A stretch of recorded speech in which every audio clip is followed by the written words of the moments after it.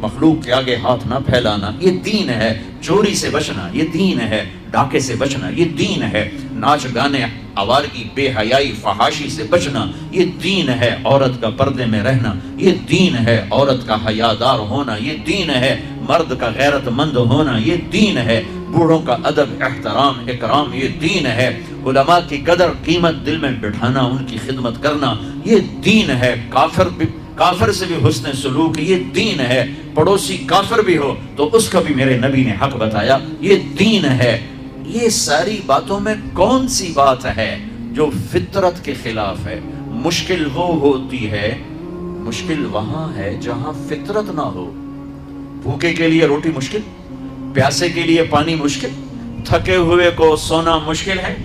کتنی فطرت کی آواز ہے، بستر نہیں ملا تو وہ کرسی پہ ہی بیٹھا سو رہا ہے، بھوک میں تازہ روٹی نہیں ملی وہ سوکھی روٹی کے ٹکڑے کھا رہا ہے، پیاس میں ٹھنڈا پانی نہیں ملا وہ جوہر کا، میں نے خود جوہر کا پانی پیا، ہماری جماعتیں ڈیرہ غازی خان سے آگے ہم پہاڑوں میں گئے، وہاں یہ نیسلے کا پانی کہاں سے آئے گا؟ جس جوہر سے جانور پیتے ہیں وہیں سے انسان پیتے ہیں، وہیں سے ہم نے پانی پیا، تو چونکہ ضرورت تھی تو آسان ہو گیا۔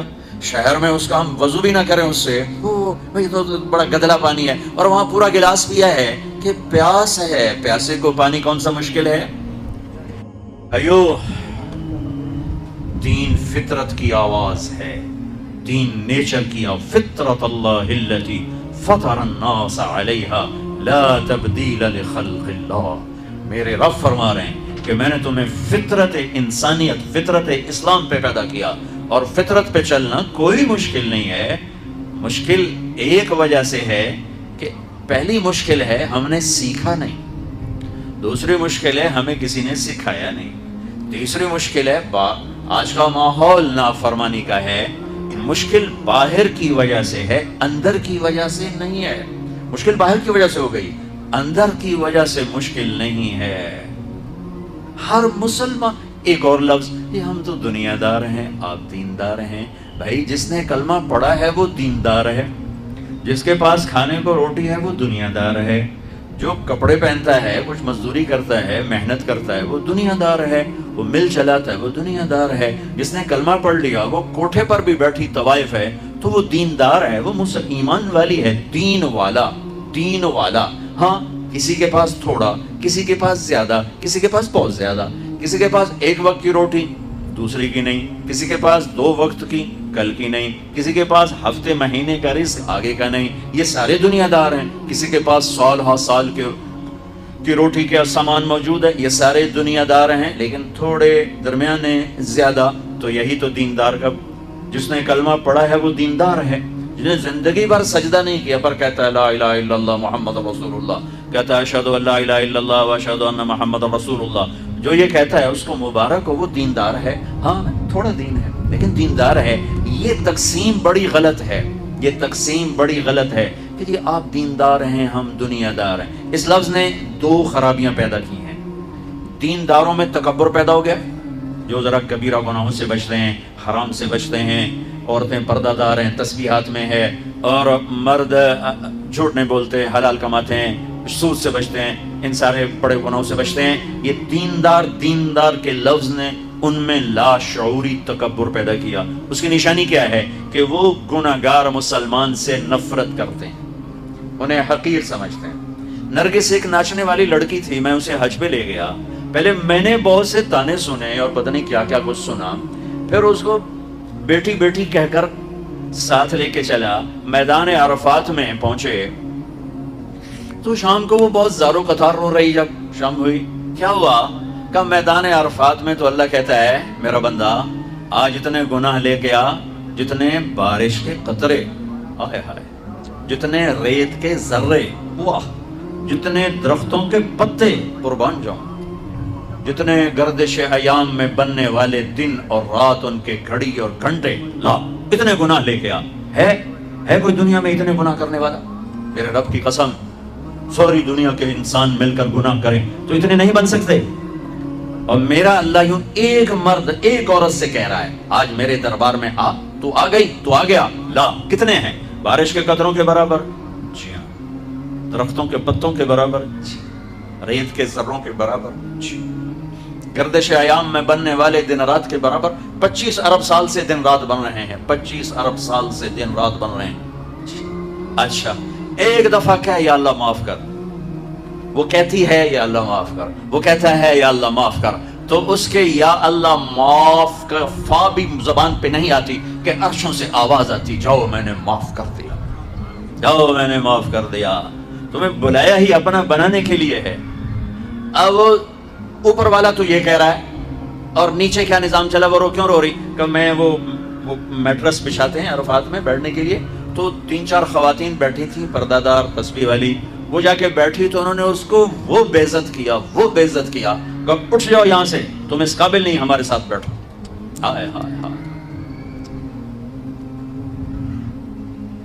یہ میں ایسے نہیں کہہ رہا، آنکھوں دیکھ کے بتا رہا ہوں۔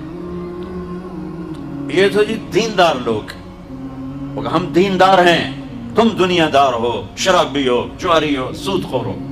اس لفظ نے اس طبقے میں تکبر پیدا کیا، عجب پیدا کیا، اوروں کی حقارت پیدا کی، اوروں کو گھٹیا سمجھا، اوروں کو ذلیل سمجھا۔ اور دوسرے طبقے میں کیا نقصان آیا کہ انہوں نے اپنے آپ کو آزاد سمجھا، شراب بھی چلی، زنا بھی چلا، سود بھی چلا، جھوٹ بھی چلا، قتل بھی چلا، ہیرا پھیری بھی چلی، ناچ گانا بھی چلا، گھنگرو بھی چھنکا، جام بھی چھلکا، آوارگی، جی ہم دنیا دار لوگ ہیں، جی ہم دنیا دار لوگ۔ اس چیز نے انہیں جانور بنا دیا، انسانوں سے نکال کے جانور بنا دیا، اور وہ بے لگام ہو گئے۔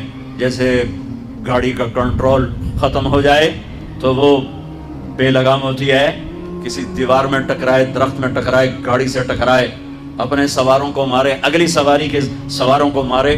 ایسے ہی یہ ہم تو جی دنیا دار لوگ ہیں، ہم تو جی دنیا دار لوگ ہیں، اور یہ کہہ کر ہر حرام کو حلال کر لیا۔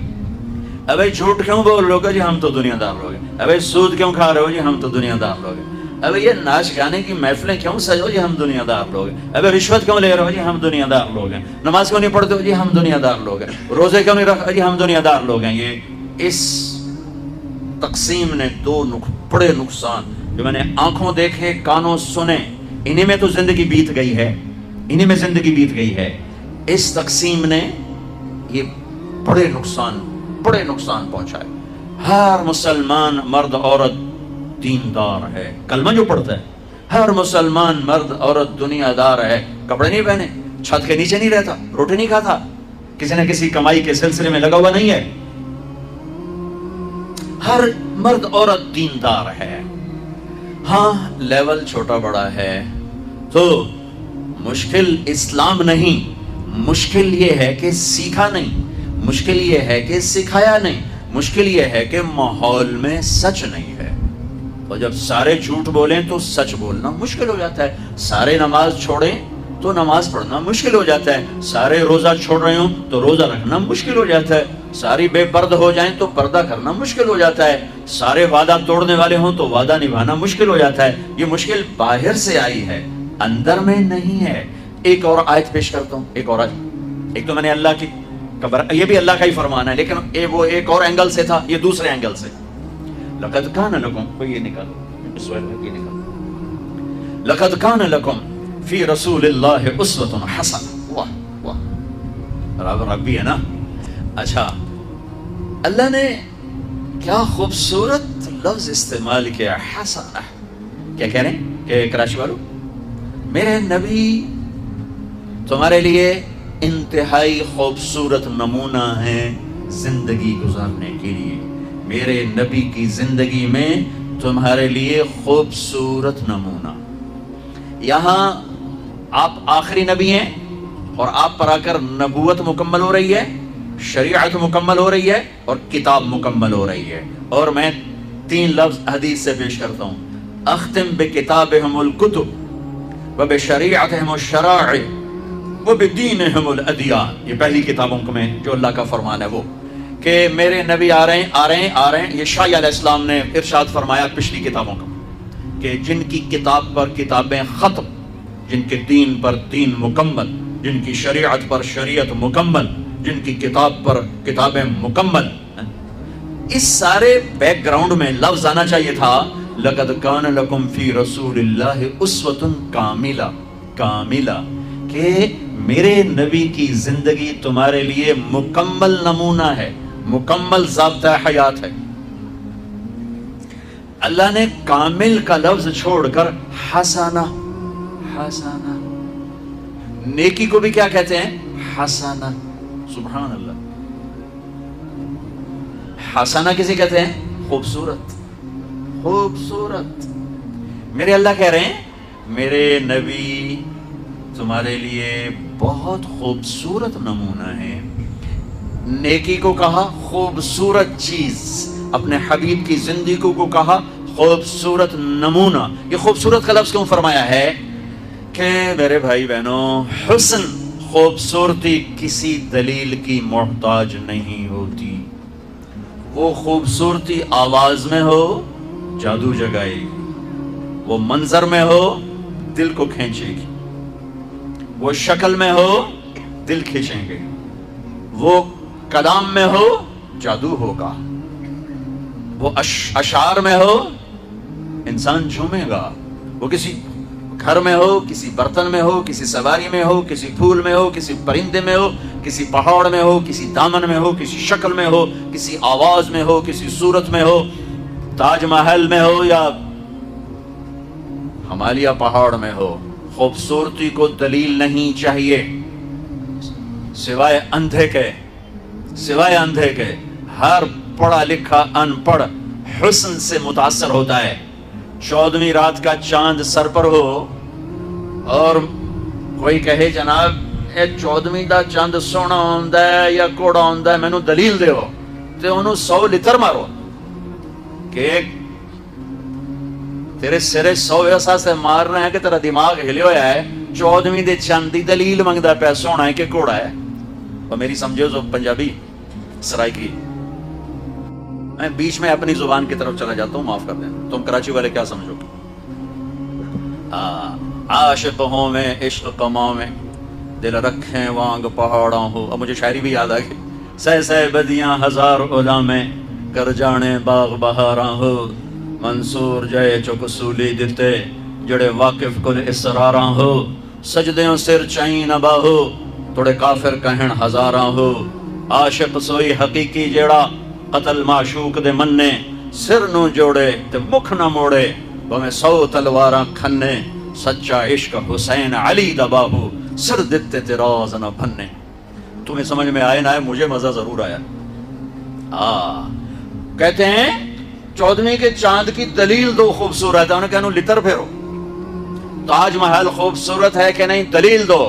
کہ اس کی آنکھوں میں تھوڑا وہ دوائی ڈالو، ڈاکٹر اعظم سے لے کر اس کی آنکھیں ٹھیک نہیں رہیں، دوائی ڈالو اس کی آنکھوں میں۔ یہ تاج محل کے حسن کو کہہ رہا ہے دلیل دو۔ یہ حسنہ کا لفظ واضح کر رہا ہوں کہ میرے اللہ نے یہ کیوں کہا کہ میرے نبی کی زندگی حسین ہے، کامل کیوں نہیں کہا؟ حالانکہ کامل وزنی لفظ ہے، وزنی۔ پیچھا جو بیک گراؤنڈ ہے اس کے لحاظ سے اس لفظ کا وزن زیادہ پڑ رہا ہے، لیکن میرے اللہ کہہ رہے ہیں حسین، خوبصورت۔ یہ کیوں کہا ہے؟ کہ حسن کی طرف خود بخود طبیعت کھچتی ہے، بچہ ہو، بڑا ہو، جوان ہو، بوڑھا ہو، عورت ہو، مرد ہو، حسن کھینچتا ہے۔ میں قربان جاؤں، میرا اللہ کہہ رہا ہے کائنات میں میرے نبی جیسی حسین زندگی کسی کی نہیں۔ ایک وہ خود ایسے حسین تھے، ایک آپ کا خاندان ایسا حسین تھا، آپ پہ زندگی حسین ہونی تھی کہ میرے نبی نے فرمایا اللہ نے ساری کائنات کا عرق نکالا۔ عرق، یہ عرق تو اپنی زبان تخیر ہوتا ہے، چھانٹی کرنا، میں کہہ رہا ہوں عرق نکالا اور اس سے عرب بنائے، پھر عربوں کو نچوڑ کر اس میں سے مضر بنایا، مضر آپ کا ایک دادا ہے، پھر مضر کو نچوڑا اس میں سے قریش کو نکالا، پھر قریش کو نچوڑا اس میں سے ہاشم کو نکالا، پھر ہاشم کو نچوڑا اور فرمایا اس میں سے اللہ نے مجھے بنایا۔ میں اس کائنات کا سب سے عالی خاندان ہوں، سب سے عالی ذات ہوں اور سب سے عالی نسب ہوں، سب سے عالی خاندان ہوں۔ اس خاندان جیسا کائنات میں کوئی نہیں ہے کہ ہم اپنے نبی پہ درود پڑھتے ہیں، لیکن میرے نبی نے کہا میرے اوپر درود کافی نہیں ہوگا، میری آل پر بھی پڑھنا پڑے گا۔ اللہم صلی علی محمد وعلی آل محمد۔ یہ 2 دفعہ علی کا کیا مطلب ہے؟ اللہم صلی علی محمد و آل محمد ہے، مطلب ہے یا اللہ کے رسول اور اس کی آل پر درود بھیج۔ 2 دفعہ علی، جب ہم اتحیات والا درود پڑھتے ہیں اللہم صلی علی محمد وعلی آل محمد کما صلیت علی ابراہیم، اللہم صلی علی محمد وعلی اللہم بارک علی محمد وعلی آل محمد کما بارکت علی ابراہیم۔ علی یہ 2 دفعہ علی میں یہ مطلب ہے کہ میرے نبی پر درود مستقل پڑھا جائے اور میرے نبی کی اولاد پر درود مستقل پڑھا جائے۔ یہ وہ گھر ہے جس کو درود و سلام پیش کرنا اس امت کے ذمے کیا گیا، اور یہ وہ خاندان ہے، میرے نبی نے فرمایا میرے باپ عبداللہ سے آدم تک کسی نے زنا نہیں کیا، کسی نے زنا نہیں کیا، پاک نسب، کوئی مشرک نہیں ہے۔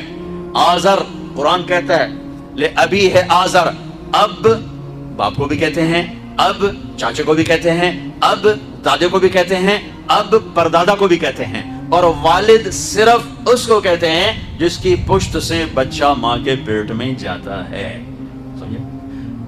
واتبعت ملت آبائی ابراہیم و اسحاق و یعقوب، ابراہیم و اسحاق و اسماعیل و یعقوب۔ یوسف علیہ السلام کہہ رہے ہیں میں نے اپنے باپ کی اتباع کی۔ کون؟ ابراہیم، وہ تو باپ نہیں، اسحاق وہ تو باپ نہیں، اسماعیل وہ تو باپ نہیں، باپ ہے یعقوب، لیکن نام لے رہے ہیں، اسحاق کو بھی باپ کہا، اسماعیل کو بھی باپ کہا، اور ابراہیم علیہ السلام ان کو بھی باپ کہا۔ تو اب کا لفظ وَكَانَ أَبُوهُمَا صَالِحًا، وہ خضر علیہ السلام کا واقعہ۔ ابوہما ان کا کوئی 7ویں پشت میں دادا تھا جس نے وہاں خزانہ چھپایا ہوا تھا، اور وہ نیک تھا۔ ہاں قرآن اس کے لیے وَوَالِدٍ وَمَا وَلَدْ، مجھے والد کی قسم، والد صرف باپ کو کہتے ہیں، اب باپ، دادا، پردادا، چاچا، تایا، سب کو کہتے ہیں۔ ابراہیم علیہ السلام نے جب بیت اللہ تھا، اور کافر کے لیے دعا منع ہے، کافر کے لیے دعا منع، اللہ نے اپنے حبیب سے کہہ دیا میرے حبیب آپ نے مشرکین کے لیے کبھی دعا نہیں کرنی۔ لیکن جب ابراہیم خلیل علیہ السلام نے بیت اللہ بنا دیا تو پھر دعا کی ربنا اغفر لی ولوالدی وللمؤمنین یوم یقوم الحساب، اے اللہ مجھے معاف کر، میرے والدین کو معاف کر۔ یہاں ابویہ نہیں، والدیہ۔ آزر نسب میں چاچے کا مقام رکھتا ہے، باپ کا نہیں۔ میرے نبی کے نسب میں آدم سے عبداللہ تک کوئی مشرک نہیں ہے، کوئی بت پرست نہیں ہے۔ اگر دین کی روشنی نہیں ہے تو وہ دین ابراہیمی پر ہیں، دین فطرت پر ہیں۔ سعید بن زید 10 بڑے صحابہ میں ہیں، 10 جن کو کہا جاتا ہے عشرہ مبشرہ، ٹاپ 10۔ کون؟ ابو بکر جنتی۔ ان کو عشرہ مبشرہ کیوں کہتے ہیں؟ کہ میرے نبی نے ایک مجلس میں ان 10 کو جنت کی بشارت سنائی۔ کیسے؟ ابو بکر جنتی، عمر جنتی، عثمان جنتی، علی جنتی، طلحہ جنتی، زبیر جنتی، سعد بن ابی وقاص جنتی، عبد الرحمن بن عوف جنتی، ابو عبیدہ بن جراح جنتی، سعید بن زید جنتی۔ 10 ان میں آخری ہیں سعید بن زید، حضرت عمر کے بہنوئی جن کی پٹائی کی تھی، وہ جب گئے تھے اپنی بہن کا کلمہ سن کر کے مسلمان ہو گئی، وہ ان کے باپ ہیں زید بن نفیل، زید بن نفیل۔ یہ ان لوگوں میں سے تھے جو بت پرست نہیں تھے، بیت اللہ کی دیوار کے ساتھ ٹیک لگا کے بیٹھے ہوتے اور کہتے یا معاشر قریش، اے قریشی میری قوم، اللہ کی قسم یہ پتھر کے بت ہیں، نہ نفع دیتے ہیں نہ نقصان دیتے ہیں، اس کائنات کا ایک خالق ہے، وہ کون ہے مجھے پتہ نہیں پر ایک ہے، یہ نہیں ہے۔ تو جب سعید بن زید ایمان لائے تو آپ نے فرمایا کہ سعید میں تیرے باپ زید کو جنت میں دیکھتا ہوں، جنت میں دیکھتا ہوں۔ میرے نبی کے والدین میں عبداللہ سے آدم تک سب یا فطرت اسلام پر یا دین اسلام پر، اور یہ واحد ہستی ہیں جن کا نسب آدم تک جاتا ہے، محمد بن عبداللہ بن عبد المطلب بن ہاشم بن عبد مناف بن قصی بن کلاب بن مرہ بن کعب بن لغی بن غالب بن فہر بن مالک بن نضر بن کنانہ بن خزیمہ بن مدرکہ بن الیاس بن مدر بن نزار بن معاد بن عدنان بن اول بن حمیسہ بن سلامان بن عوز بن بوز بن قموال بن ابی بن عوام بن ناشد بن حزا بن بلداس بن یدلاف بن طابق بن جاحم بن ناحش بن ماقی بن عیفی بن عبقر بن عبید بن الدعاء بن حمدان بن سنبر بن یثربی بن یحزن بن یلحن بن ارعوہ بن عیزی بن زیشان بن عیسر بن اقناد بن ایہام بن مقصر بن ناحث بن زارع بن سمی بن مزی بن عوض بن عرام بن قیدار بن اسماعیل بن ابراہیم بن طارق بن ناحور بن سروج بن رعو بن فائد بن عابر بن ارفقشاد بن سام بن نوح بن لامک بن متوشال بن ادریس بن یرد بن ملہلئیل بن قینان بن آنوش بن شیس وبن آدم علیہ السلام۔ لقد کان لکم فی رسول اللہ اسوۃ حسنہ، جو اس کا خاندان ایسا حسین ہے، زندگی حسین کیوں نہ ہوگی؟ یہ تو میں نے بتایا خاندان حسین، اب میں بتا رہا ہوں آپ کی ذات کیسی حسین ہے۔ لقد جاءکم رسول من انفسکم، لقد جاءکم رسول من انفسکم، اس لفظ کو دونوں طرح پڑھ سکتے ہیں۔ میں نے پہلے واضح کیا ہے لقد جاءکم رسول من انفسکم، سب سے نفیس، عالی نسب، عالی حسب، عالی خاندان۔ یہ پڑھتے ہیں افریقہ میں، افریقہ میں گیا ہوں افریقہ، وہاں یہ یوں پڑھا جاتا ہے۔ اب ہم پڑھتے ہیں لقد جاءکم رسول من انفسکم۔ اب میں انفسکم کو بتانے لگا ہوں کہ اللہ تعالیٰ کہہ رہا ہے دیکھو تو صحیح ذرا میرے حبیب کو دیکھو تو صحیح، اس کی ذات تو دیکھو، اس کی صفات تو دیکھو، اس کا روپ تو دیکھو، اس کا رنگ تو دیکھو، اس کی چال تو دیکھو، اس کی گفتار تو دیکھو، اس کے اخلاق تو دیکھو، اس کی حیا دیکھو، اس کی پاک دامنی دیکھو، اس کی چال دیکھو، اس کا بول دیکھو، اس کا بیٹھنا دیکھو، اس کا اٹھنا دیکھو، اس کا ملنا دیکھو، اس کی عبادت دیکھو، اس کی بندگی دیکھو، اس کا گھرانہ دیکھو، اس کا گھر میں سلوک دیکھو، اس کا پڑوسیوں سے سلوک دیکھو، دشمن سے سلوک دیکھو، اپنوں سے سلوک دیکھو، غیروں سے سلوک دیکھو، دیکھو تو صحیح یہ ذات کیسی ذات ہے۔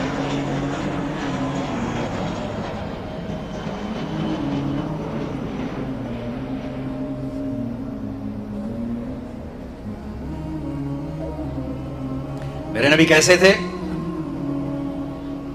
کان فخما مفخما، بڑے پرکشش، بڑے باروب، اطول من المروع واقصر من المشذب، نہ بہت لمبا قد نہ بہت چھوٹا، درمیانے سے کچھ لمبا، لیکن ایک معجزہ نبوت، ایک کرامت رسالت، لمبے سے لمبے قد والا جب میرے نبی کے ساتھ کھڑا ہوتا تھا تو آپ کا قد سر اس سے اونچا ہوتا اور دوسرے کا نیچا ہوتا تھا۔ آپ کے برابر کوئی ایسے نظر نہیں آیا، ہمیشہ آپ کا سر بلند ہوتا تھا، دوسروں کا نیچے ہوتا تھا، اور جب وہ جدا ہوتا تو آپ اپنے اصل قد میں نظر آتے، اور جب وہ قریب آتا تو آپ ایسے اونچے نظر آتے تھے۔ میرے رب نے اپنے حبیب کے سر کو ہمیشہ اونچا رکھا ہے، جو اس کا غلام بنے گا اس کا سر بھی اونچا ہو جائے گا۔ اللہ کی قسم پیسے سے اونچے نہیں ہو سکو گے، شہرت سے اونچے نہیں ہو سکو گے، طاقت سے اونچے نہیں ہو سکو گے، مال دولت سے اونچے نہیں ہو سکو گے، عہدوں ڈگریوں سے، کاروبار مل سے، فیکٹریوں سے اونچے نہیں بن سکو گے۔ اونچائی چاہتے ہو تو اس کے پیچھے چلو جس کے سامنے آسمان بھی سکڑ گئے اور منتہا بھی اسٹیشن بنا اور عرش بھی اسٹیشن بنا اور سارے نور کے پردے اٹھ کر اللہ اور حبیب اللہ آمنے سامنے ہوئے۔ اتنی بلندیاں جو لے کر آئے ان کے پیچھے چلو گے تو بلندیاں ملیں گی۔ یہ کیا پیسے کا پجاری، یہ کیا مال کا پجاری، یہ کیا دھن دولت کا پجاری، یہ کیا کاروبار کا پجاری، یہ کیا کرسی کا پجاری، یہ دنیا دھوکے کا گھر، یہ مچھر کا پر، یہ مکڑی کا جالا، اس پہ ایمان کا سودے کرنے والا، اس پہ غیرت کے سودے کرنے والا، اس پہ ضمیر کو سلا دینے والا، اس پہ حیا کو بیچ دینے والا، دنیا اور آخرت کا ناکام شخص ہے، ناکام عورت ہے۔ اللہ کی قسم یہ مٹ جانے کا گھر ہے، یہ ٹوٹ جانے کا گھر ہے، یہ بچھوڑے دی جائے، بچھوڑے دی جائے، یہ رہنے کی جگہ نہیں ہے۔ تو کہر صحوس کو چھوڑ میاں، مت دیس بدیس پھرے مارا، قزاق اجل کا لوٹے ہے، اجل موت کو کہتے ہیں، قزاق ڈاکو کو کہتے ہیں، قزاق اجل کا لوٹے ہے، دن رات بجا کر نقارا، کیا بدیا بھینسا بیل شتر، کیا گونی پلہ سر بھارا، کیا گیہوں چاول موٹ مٹر، کیا آگ دھواں اور انگارا، سب ٹھاٹ پڑا رہ جائے گا جب لاد چلے گا بنجارا۔ اٹھتے جنازے دیکھو، ہاں ڈیڈ باڈی، مولانا طارق جمیل کہلانے والا، اس کے بچے کہیں گے میت، جنازہ، ڈیڈ باڈی۔ بادشاہ ملک، سلطنت کا مالک مر گیا، ولی عہد کہے گا میت اٹھاؤ، جنازہ اٹھاؤ، ڈیڈ باڈی اٹھاؤ، کوئی نہیں کہے گا اماں جی کو اٹھاؤ، کوئی نہیں کہتا ماں جی کو اٹھاؤ، اولاد کہتی میت اٹھاؤ، میت اٹھاؤ۔ یہ اس کے لیے ایمان بیچ دوں، اللہ کو ناراض کر دوں، آخرت کے سودے کر دوں، اس دھوکے کے گھر کے لیے، اس مچھر کے پر کے لیے، اس مکڑی کے جالی کے لیے۔ میرے رب کی قسم ساری دنیا پالی اور اللہ کھو دیا تو ہار گئے، اور ساری دنیا چھن گئی اللہ پالی تو جیت گئے۔ یہی تو حسین کا فلسفہ ہے کربلا میں کہ ساری نسل ذبح کرا کے اللہ کو جو پایا تو کامیابی کے سہرے آج تک گلے میں ہیں، سر میں سر کا تاج بنے، گلے کا ہار بنے۔ اور یزید اور اس کے چہلے چانٹوں نے ملک بچایا، اللہ کو چھوڑ دیا تو آج تک لعنت کا طوق ان کے گلے میں ہے۔ اور ذلت کا بدنما داغ ان کے ماتھے پر ہے، ان کی قبروں پر جہاں جہاں وہ نحوست اور لعنت اور پھٹکار برس رہی ہے، اور جو خون دے گئے، جان دے گئے، اولاد ذبح کرا گئے، نیزوں پہ چڑھ گئے، آل رسول نہیں، جگر گوشہ۔ آل رسول تو بہت لمبی ہے، آج بھی کراچی میں ہوں گے، پوری دنیا میں ہیں، وہ جگر گوشہ رسول، وہ نواسہ رسول، اور یہ وہ جن کو میرے نبی نے کہا اللہ میں ان سے پیار کرتا ہوں، تو بھی ان سے پیار کر، اور آہا اگلی خوشخبری، اور جو ان سے پیار کریں ان سے بھی تو پیار کر، اور جو ان سے بغض رکھیں تو ان سے بغض رکھ، جو ان سے پیار کریں تو ان سے پیار کر، اللہ میں ان سے پیار کرتا ہوں، تو بھی ان سے پیار فرما۔ اتنی بڑی ہستیاں جنہیں گود کھلایا، جنہیں کندھوں پہ بٹھایا، جنہیں کمر پہ بٹھایا، جو نماز میں سواری کر رہے ہیں اپنے نانا کی پشت پر بیٹھ کر، سجدہ لمبا کر دیا، بچے کو نہیں ہٹایا، سجدہ لمبا کر دیا، اتنی بڑی ہستی، ساری 5 بھائی، 3 بیٹے، 3 بھتیجے، کتنے بھتیجے، 17 میرے نبی کے خاندان کے ذبح ہوئے، لیکن مبارک ہو ان کو اللہ مل گیا، اللہ مل گیا۔ یزید کو 3 براعظم ملے، پر اس کی زندگی بھی لعنت، اور اس کا میں اپنی کیا سناؤں، میں اس کے بیٹے کی سناتا ہوں، معاویہ بن یزید رحمت اللہ علیہ، یزید کا بیٹا، باپ مرا، 3 براعظم کی حکومت، 3 براعظم کی حکومت، اور عمر کتنی؟ 22 سال، یزید 42 سال کی عمر میں مر گیا جوانی، 40 دن حکومت کی، 40 دن، اور سارا بنو امیہ اکٹھا کیا، اور سارے سردار عرب اکٹھے کیے، ایک چھوٹا سا خطبہ دیا، کہا لوگو میرا باپ ظالم تھا، اس نے ظلم سے اس تخت کو قائم کیا، اور اس نے آل رسول کا خون بہایا، میں اس تخت پر لعنت بھیجتا ہوں جس کے نیچے حسین کا خون ہو، یہ ہے تمہاری حکومت، یہ ہے تمہارا تخت، جاؤ جس کو مرضی دے دو، مجھے نہیں چاہیے، میرا تاجر سود نہیں چھوڑتا، میرا پاکستان کا تاجر جھوٹ نہیں چھوڑتا، ہیرا پھیری نہیں چھوڑتا، میرا دفتر کا افسر رشوت نہیں چھوڑتا، وہ کہتا ہے اس کے بغیر کام نہیں چلتا، اور یزید کے بیٹے نے 3 براعظم پہ لات مار دی اور لعنت برسا دی کہ میں اللہ کو چاہتا ہوں، مجھے 3 براعظم نہیں چاہیے۔ ہائے ہائے ہائے ہائے ہائے ہائے، پانی دو۔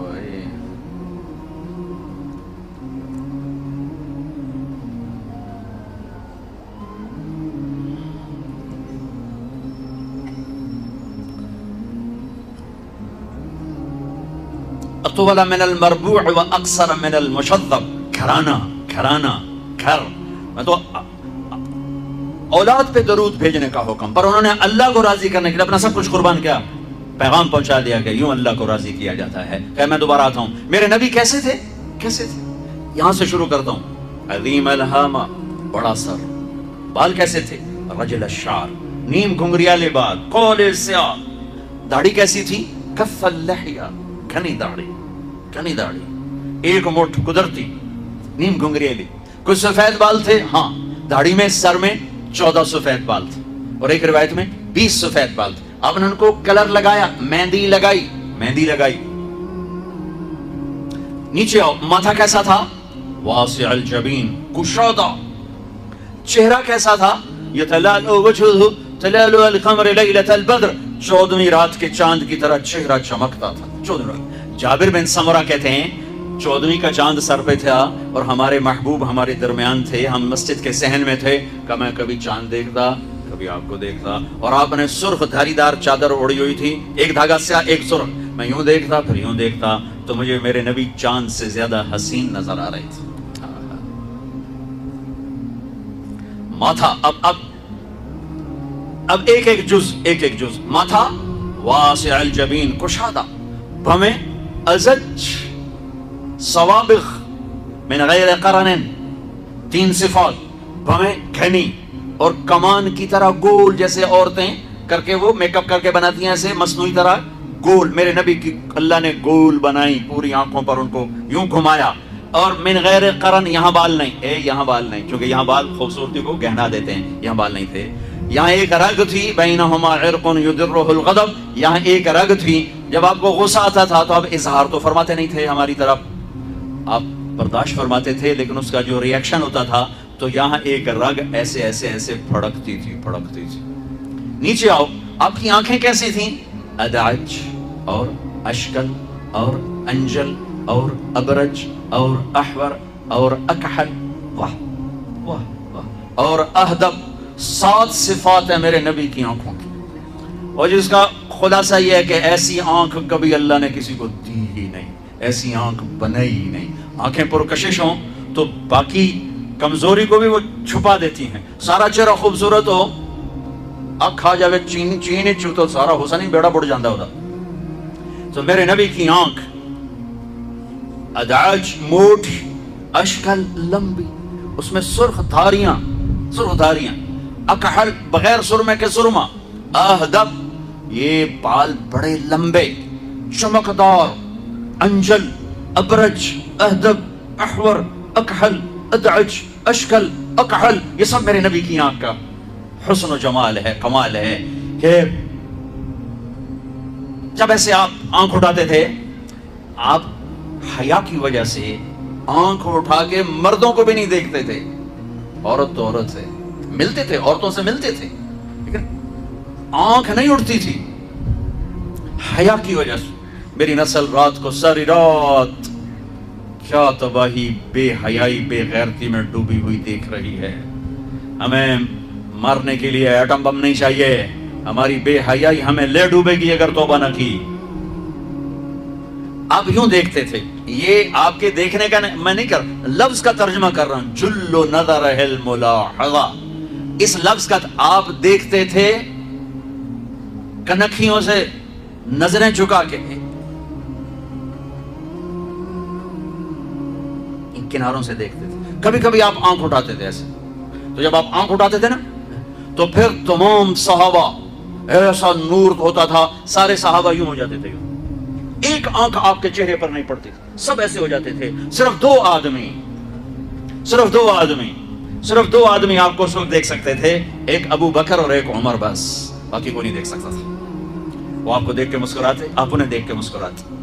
ایک دفعہ مسجد میں داخل ہوئے تو آپ کے دائیں ابو بکر تھے اور بائیں عمر تھے، آپ نے یوں ہاتھ پکڑا اور یوں ہاتھ پکڑا اور فرمایا دیکھ رہے ہو یہ ابو بکر، یہ عمر، اگر دیکھ رہے ہو ہاکذا نحشر یوم القیامہ، قیامت کے دن ہم تینوں اس طرح قبر سے نکلیں گے کہ میرے دائیں طرف ابو بکر ہوگا، میرے بائیں طرف عمر ہوگا۔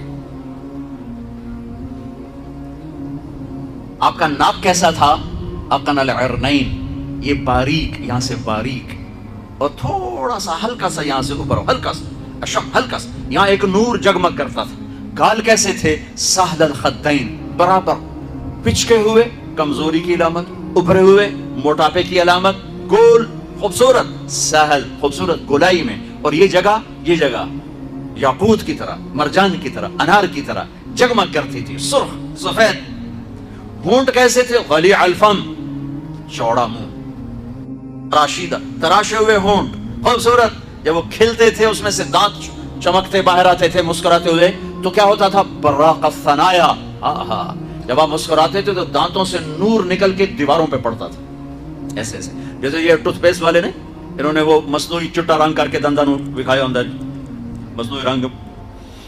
تو او ہے میرے نبی کو میرے رب نے کیا دان دیے تھے، جب وہ مسکراتے دانتوں کا نور دیواروں پہ پڑتا تھا، گولائی میں داڑھی۔ کنگھی کا سلیقہ کیا تھا؟ کنگھی فرماتے تھے کبھی مانگ نکالتے تھے، کبھی بغیر مانگ نکالے بالوں کو پیچھے لے جاتے تھے۔ یجاوز شعرہ شحمۃ اذنی، یہاں تک آپ کے بال ہوتے تھے عام طور پر، کبھی کبھی گردن تک، کبھی شانوں تک، زیادہ زندگی بھر یہاں کا دستور تھا۔ کنگھی کرنا، تیل لگانا، سرما لگانا آپ کی مستقل زندگی بھر کی عادت تھی۔ آپ نے ارشاد فرمایا اپنی بیویوں کے لیے زیب و زینت اختیار کرو، میں قربان جاؤں۔ میں تو آپ کو نبی کا دین بتا رہا ہوں، آپ کا تو دین بڑا اوکھا کام، بیوی واسطے چنگے کپڑے پاؤنا اوکھا کام۔ میرے نبی نے کہا اپنی بیویوں کے لیے زیب و زینت اختیار کرو، سبحان اللہ۔ عورتوں سے کہا واہ واہ قربان جاؤں، اشارتاً، ہمیں مردوں کو صراحتاً، عورتوں کو اشارتاً، اپنی بیویوں کے لیے زیب و زینت اختیار کرو۔ بنو اسرائیل میں زنا اس لیے پھیلا کہ مردوں نے بیویوں کے لیے زیب و زینت چھوڑ دی تو وہ غیر مردوں کی طرف مائل ہو گئیں، اور پھر عورتوں کو فرمایا کہ خامدوں کے لیے تیار ہو۔ کیسے؟ آپ نے فرمایا جنت کی حور اپنے خامد کے لیے ایسے تیار ہوگی جیسے ام سلمہ میرے لیے تیار ہوتی ہیں. سبحان اللہ سبحان اللہ. ابھی عورتوں نے شادی پہ جانا ہو تو بیچارے مرد دی مصیبت آئی ہوندی ہے, اودیاں ترے جتیاں ترٹ جاندیاں نے کپڑے ڈھو ڈھو کے, اور خامند کے لیے تیار ہونا ہو تو انہوں موت پہ جاندی. اپنے خامدوں کے لیے تیار ہو ورنہ وہ اور عورتوں کی طرف مائل ہو جائیں گے. یہ اس میں خفیہ پیغام ہے. میرے نبی حیا والے ہیں, پاکیزہ زبان, پاکیزہ ذات. مردوں کو صراحتاً فرما دیا اپنی عورتوں کے لیے تیار ہوا کرو. بنو اسرائیل میں اس وجہ سے فحاشی پھیلی. اور پھر اشارتاً جنت کی حور اپنے خامند کے لیے ایسے تیار ہوتی ہے جیسے ام سلمہ اللہ کے رسول کے لیے تیار ہوتی ہیں. جب حضرت فاطمہ رضی اللہ تعالیٰ عنہ کی شادی ہوئی اور نکاح ہو گیا اور رخصتی 1 ماہ بعد, 2 ماہ بعد, 6 ماہ بعد, 1 سال بعد یا فوراً, یہ ساری روایات ہیں, لیکن زیادہ صحیح ہے کہ کچھ عرصے بعد رخصتی تھی, فوراً نہیں تھی. تو جب حضرت علی نے آ کے رخصتی کا مطالبہ کیا حضرت ام ایمن کے ذریعے سے, تو آپ نے حضرت حفصہ اور حضرت ام سلمہ اور حضرت عائشہ ان تینوں سے فرمایا کہ تم جانتی ہو نا میری بیٹی فاطمہ مجھے کتنی محبوب ہے, میری بیٹی کو دلہن بناؤ. اللہ اکبر. میری بیٹی کو تیار کرو. یہ میں دین بیان کر رہا ہوں, بے پردگی نہیں, بے حیائی نہیں, زیب و زینت میرے دین کا حصہ ہے, میرے نبی کی شریعت ہے. میرا نبی خوبصورت دین لے کر آیا ہے, ایک خوبصورت زندگی لے کر آئے ہیں. پتہ نہیں ہم نے کہاں سے عجیب و غریب دین کے فلسفے نکال لیے ہیں. سبحان اللہ. قربان جاؤ. آپ نے کہا جابر شادی کی, کہا جی کی, کہا کماری سے کہ بیوہ سے, کہا جی بیوہ سے کی. کہا اللہ بکرن فتلاعبک وتلاعبها. ارے تو نے کماری سے کیوں نہ کی, وہ تجھ سے کھیلتی تو اس سے کھیلتا. میں اپنا میرے نبی کا دین بیان کر رہا ہوں. آپ کیا سمجھتے ہیں صرف رمضان کے روزے رکھنا دین ہے؟ ہاں وہ دین ہے, بہت بڑا حصہ ہے دین کا. عبادت میرے دین کی بیس ہے. بیس ہل گئی تو ساری عمارت گر جائے گی. نماز نکل گئی, روزہ نکل گیا, زکوٰۃ نکل گئی, حج نکل گیا, پیچھے کیا رہ گیا؟ ساری عمارت ٹوٹ گئی. لیکن بیس کو عمارت نہیں کہتے. ہاں بیس پر عمارت کھڑی ہوتی ہے. میں عمارت کے کچھ خد و خال بتا رہا ہوں, کچھ نقش و نگار بتا رہا ہوں کہ میرا نبی دین کی عمارت ہمیں کیسے دے کر گئے. کبھی آپ نے میلا کپڑا نہیں پہنا, پرانا کپڑا پہنا, پیوند لگا کپڑا پہنا, میلا کپڑا زندگی بھر نہیں پہنا, زندگی بھر. اور آپ کے بدن مبارک سے, آپ کے پسینے سے ایسے خوشبو آتی جیسے مشک سے خوشبو آتی, دنیا کے سب سے مہنگی خوشبو. آپ حضرت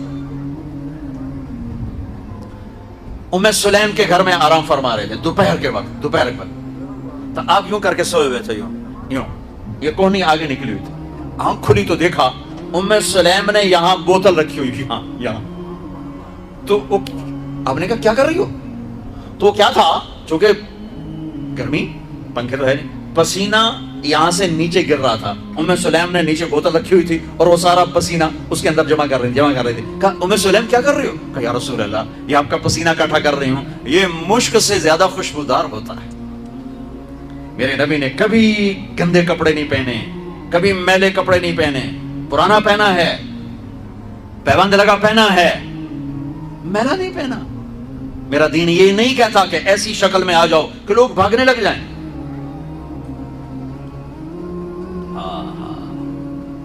میرے نبی کیسے تھے؟ ان عنقه جید دمیۃ فی صفاء الفضہ. گردن کیسی تھی؟ سراہی دار, سراہی دار. سینہ کیسا تھا؟ عریض الصدر, چوڑا. کندھے بعید ما بین المنکبین, کندھوں کا درمیانی فاصلہ کافی لمبا, کھلا. بازو کیسے تھے؟ طویل الزندین, لمبے. انگلیاں کیسی تھیں؟ سائل الاطراف, انگلیاں مخروطی, لمبی. ہتھیلی کیسی تھی؟ رحب الراحہ, کشادہ. یہ ہتھیلی کے پیچھے ہاتھ کیسا تھا؟ شثن الکفین والقدمین, یہاں رگیں نظر نہیں آتی تھی. یہ میری رگیں نظر آ رہی, آپ کی رگیں نظر نہیں آتی تھی. گوشت. اب پاؤں پر بھی, پاؤں کیسے تھے؟ مسیح القدمین, بڑے نرم و نازک پاؤں. جب آپ وضو کرتے تھے پانی یوں پھسلتا تھا جیسے تیل لگا ہوا ہے. سینہ پیٹ کیسا تھا؟ سواء البطن والصدر, سینہ اور پیٹ برابر. میرے نبی نے موٹاپے کو انتہائی ناپسند کی. ایک موٹا آدمی سامنے آیا تھا, آپ نے اس کی توند میں انگلی ماری, کہ یہ چربی کسی اور جگہ ہوتی تو کتنا اچھا ہوتا. ہمارے کتنے بہن بھائی ہیں, آپ سجے پاسے ہوتے ہیں پیٹ کھبے پاسے ہوتے, یا آپ کھبے پاسے تھے پیٹ سجے پاسے. ہنسنا شروع کریں تو منہ سے نہیں ہنستے, پیٹ سے ہنستے, پڑ پڑ پڑ کیوں ہو رہا ہوتا. میرے نے کھا کھا تباہی پھیر دیں دے. ابھی رمضان آ رہا ہے, تم اپنے دشمن بن جاؤ گے. سموسے کھا, پکوڑے کھا, حلوے کھا, جڑی شاید نہیں کھاونی وہ بھی رمضان اچ کھا. پیچھے ڈٹھے پہ ہوں ترابیاں کہ میں پڑھی ہوں تو اٹھیا ہی نہیں جاندا, تو تسی نہ کھاؤ آ 5 من شاید کھا کھا فنائی پھیر کے پھر کہتے ہیں جب تراوی تو پڑھی نہیں ہے. وہ اللہ دے بندے 2 کھجور کھا کے سادہ پانی کا گلاس پی کے تو روزہ افطار کر, پھر کوئی تھوڑا بہت پھل کھا لے, پھر تراوی پر جتنا مرضی کھول کے کھا, جتنا مرضی کھا. صرف حلال کھانا فرض نہیں ہے, حلال کھانے میں صحیح کھانا بھی فرض ہے. اللہ نے کھانے کا طریقہ, میرے نبی نے کھانے کا طریقہ بھی بتایا, زندگی کا طریقہ بھی بتایا, آخرت کا طریقہ بھی. والتین والزیتون, میں ادھر نہیں جاتا ہوں, صرف اشارہ کر رہا ہوں کہ میرا رب, اس میں پورا میرے رب کی قسم, ڈائٹ چارٹ ہے, ڈائٹ چارٹ ہے. والتین والزیتون ڈائٹ چارٹ. میرے رب کہہ رہا ہے مجھے زیتون کی, مجھے انجیر کی قسم, مجھے زیتون کی قسم. اس میں اللہ ایک لمبا چوڑا فلسفہ بتا رہا ہے کہ کھانے میں احتیاط کرو, حلال کھاؤ, اندھا دھند نہ کھاؤ. اگر اللہ چاہتا تو یہاں سموسے کی قسم کھاتا, مجھے سموسے کی قسم, مجھے پکوڑے کی قسم, اور مجھے یہ کراچی والوں کی بریانی کی قسم. جتنا مزے کا کھاتے ہو اتنا اوکھا نکالتے ہو اسے.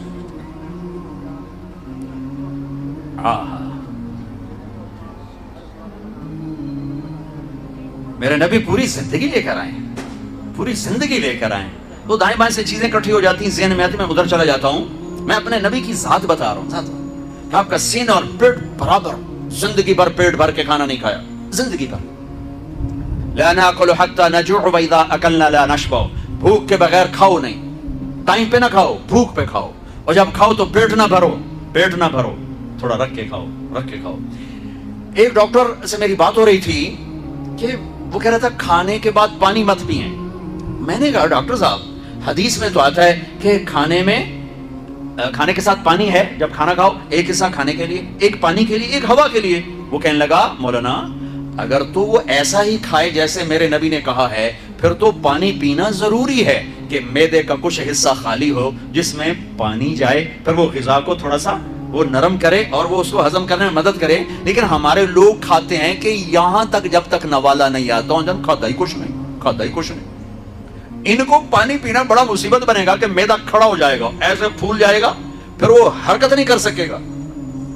جیسے نبی نے بتایا ویسے کھائیں, پانی پینا چاہیے. جیسے یہ کھاتے ہیں ایسے کھانے میں پانی نہیں چلے گا.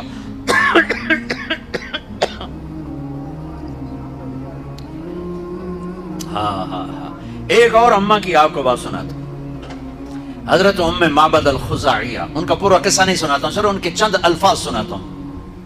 جب انہوں نے اللہ کے نبی کا حلیہ بیان کیا, رأیت رجلا ظاہر ذرا الفاظ کے ردم میں غور کرنا, ردم ترجمہ سمجھ میں آئے نا, ردم. رأیت رجلا ظاہر الوضاء ابلج الوجه حسن الخلق لم تعبه ثجلة جري به سعلة وسيم قسيم في عينيه دعج في صوته سحل في لحيته كثافة في عنقه سطع ان تکلم علاه البہا و ان سکت علاه الوقار. الفاظ کا مزہ ہے, ٹھا ٹھا ٹھا ٹھا ٹھا کر ہوئے ہوئے ہوئے ہوئے. وہ کہتی ہیں میں نے ایک جوان دیکھا, مجھے یوں لگا جیسے 14ویں کا چاند کپڑے پہن کے زمین پہ اتر آیا. حسن کا پیکر, سر سے لے کر پاؤں تک حسن, پیٹ بڑھا ہوا نہیں, سر گنجا نہیں. وسیم, وسیم کسے کہیں؟ وہ خوبصورت جس کو دیکھنے سے جی نہ بھرے. وہ صرف ایک ہستی ہیں, وہ محمد مصطفیٰ. وسیم تھے, دیکھنے سے دل نہیں بھر رہا تھا. قسیم تھے, جدھر سے دیکھتی تھی خوبصورت نظر آتے تھے. آنکھوں میں کشش موٹی آنکھ, آواز میں جادو, داڑھی گھنی, گردن سراہی دار, بولتے تھے تو نور چھا جاتا تھا, خاموش ہوتے تھے تو وقار چھا جاتا تھا. لقد جاءکم رسول من انفسکم, میرے بھائیو اللہ کی قسم میں قیامت تک اپنے نبی کو بیان کرتا رہوں؟ میں نہیں، 7 ارب انسان ایمان لے آئیں اور علماء بن جائیں اور خطیب ادیب فصیح بن جائیں اور میرے نبی کی شان بیان کریں؟ نہیں ہو سکتی۔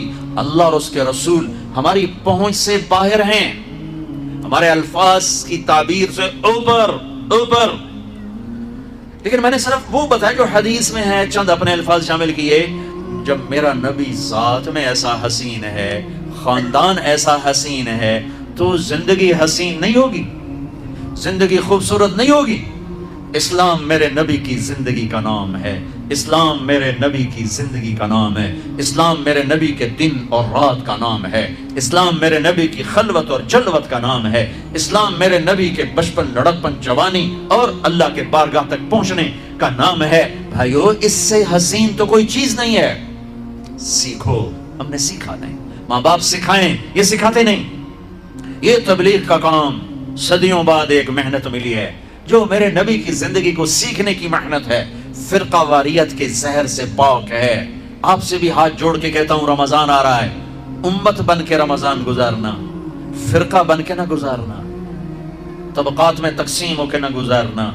اس امت کو توڑ کے رکھ دیا ہے فرقہ واریت نے، جلا کے رکھ دیا ہے فرقہ واریت کی آگ نے، ٹکڑے ٹکڑے کر کے رکھ دیا ہے فرقہ واریت نے، توڑ کے رکھ دیا ہے۔ ہاتھ جوڑتا ہوں اللہ کے واسطے، جو تمہارا عقیدہ ہے تمہیں مبارک ہو، میں تمہیں سلام کرتا ہوں، میں تمہاری عزت کرتا ہوں، میں تمہیں راستہ دیتا ہوں، مجھے بھی تو راستہ دیتا، مجھے بھی تو راستہ دیتا۔ میرے اللہ کی جنت بڑی وسیع ہے۔ آج ہر مکتب فکر والا یہ کہہ رہا ہے صرف ہم مسلمان ہیں، باقی سب جہنمی ہیں، باقی سب دوزخی ہیں۔ ایک نے کہا یہ جہنمی، اس نے کہا یہ جہنمی، اس نے کہا وہ جہنمی، اس نے کہا یہ جہنمی۔ اب ہر ایک کی نظر میں کوئی نہ کوئی کافر جہنمی بن گیا۔ ہن میں دسو بھی اللہ جنت دا اچار پاؤنا ہے یا اللہ جنت نو سکنے پاؤنا ہے؟ اسے جاونا کہ کون جائے گا جنت میں؟ میری نظر میں آپ غلط ہو گئے، آپ کی نظر میں میں غلط ہو گیا، تو جنت اللہ نے کس لیے بنائی؟ کیا میرے نبی کی امت ختم ہو گئی، ساری دنیا سے ختم ہو گئی؟ بھائیو، ہاتھ جوڑتا ہوں، اللہ رسول کا واسطہ دے، ان عورتوں کو بھی آپ کو بھی، اللہ کے واسطے امت بن کے چلو، امت بن کے چلو۔ رمضان کے فضائل سنو، امت کے فضائل سن لو مجھ سے، اللہ رسول کا واسطہ دیتا ہوں۔ جس پر تم لڑ رہے ہو ایک دوسرے پر کفر تک کے فتوے، اور اتنے بے گناہوں کا خون دھرتی پی گئی، کتنے معصوم بچوں کی آہوں نے عرش کو ہلا دیا، کتنی جوان بیٹیوں کی زندگی تاریک ہو گئی، کتنی بوڑھی ماؤں کے آسرے چھن گئے۔ کیا میرے نبی اس لیے آئے تھے؟ میرے نبی نے تو عبداللہ بن ابی جیسے کو سینے سے لگا کے رکھا۔ میرے نبی پانی پی رہے تھے، آپ کے ہاتھ میں پانی کا گلاس تھا، آواز پی رہے۔ عبداللہ بن ابی کے بیٹے حضرت عبداللہ پکے صحابی کہنے کہ یا رسول اللہ، یہ تھوڑا سا پانی تو بچا دے، تھوڑا سا پانی بچا دے۔ آپ نے کہا کیا کرو گے؟ کہا اپنے باپ کو پلاتا ہوں، شاید اس کے اندر ایمان آ جائے۔ کلیلہ وہ لے گیا، کہا ابا یہ پانی پی لو۔ وہ کہنے لگا کیا ہے؟ کہا اللہ کے نبی کا بچا ہوا ہے، پی لے، شاید تیرے اندر ایمان آ جائے۔ اس نے کہا جاؤ کوئی پیشاب لے کے آؤ، وہ پیوں گا، یہ نہیں پیوں گا۔ انہوں نے واپس آ کر کہا یا رسول اللہ، یہ کمبخت منافق ہے، بیٹا کہہ رہا ہے، مجھے اجازت ہے میں اس کی گردن اڑا دوں۔ آپ نے کہا نہیں عبداللہ، تیرا باپ ہے، عزت کر، میں نہیں چاہتا لوگ کہیں محمد اپنے ساتھیوں کو قتل کرواتا ہے صلی اللہ علیہ وسلم، اور تم تو امت ہو، اللہ کا واسطہ دیتا ہوں، اس کے رسول کا واسطہ دیتا ہوں، امت بن کے رہو، امت بن کے رہو، امت بن کے رہو، فرقوں میں نہ بٹو، رہو اپنے مذہب، اپنے مذہب ایک ہے اسلام، آگے مسلک مختلف ہیں، مسلک مختلف ہیں، ایک دوسرے کو گنجائش دو، اللہ کے واسطے گنجائش دو، اللہ کے واسطے گنجائش دو، اللہ کے واسطے گنجائش دو۔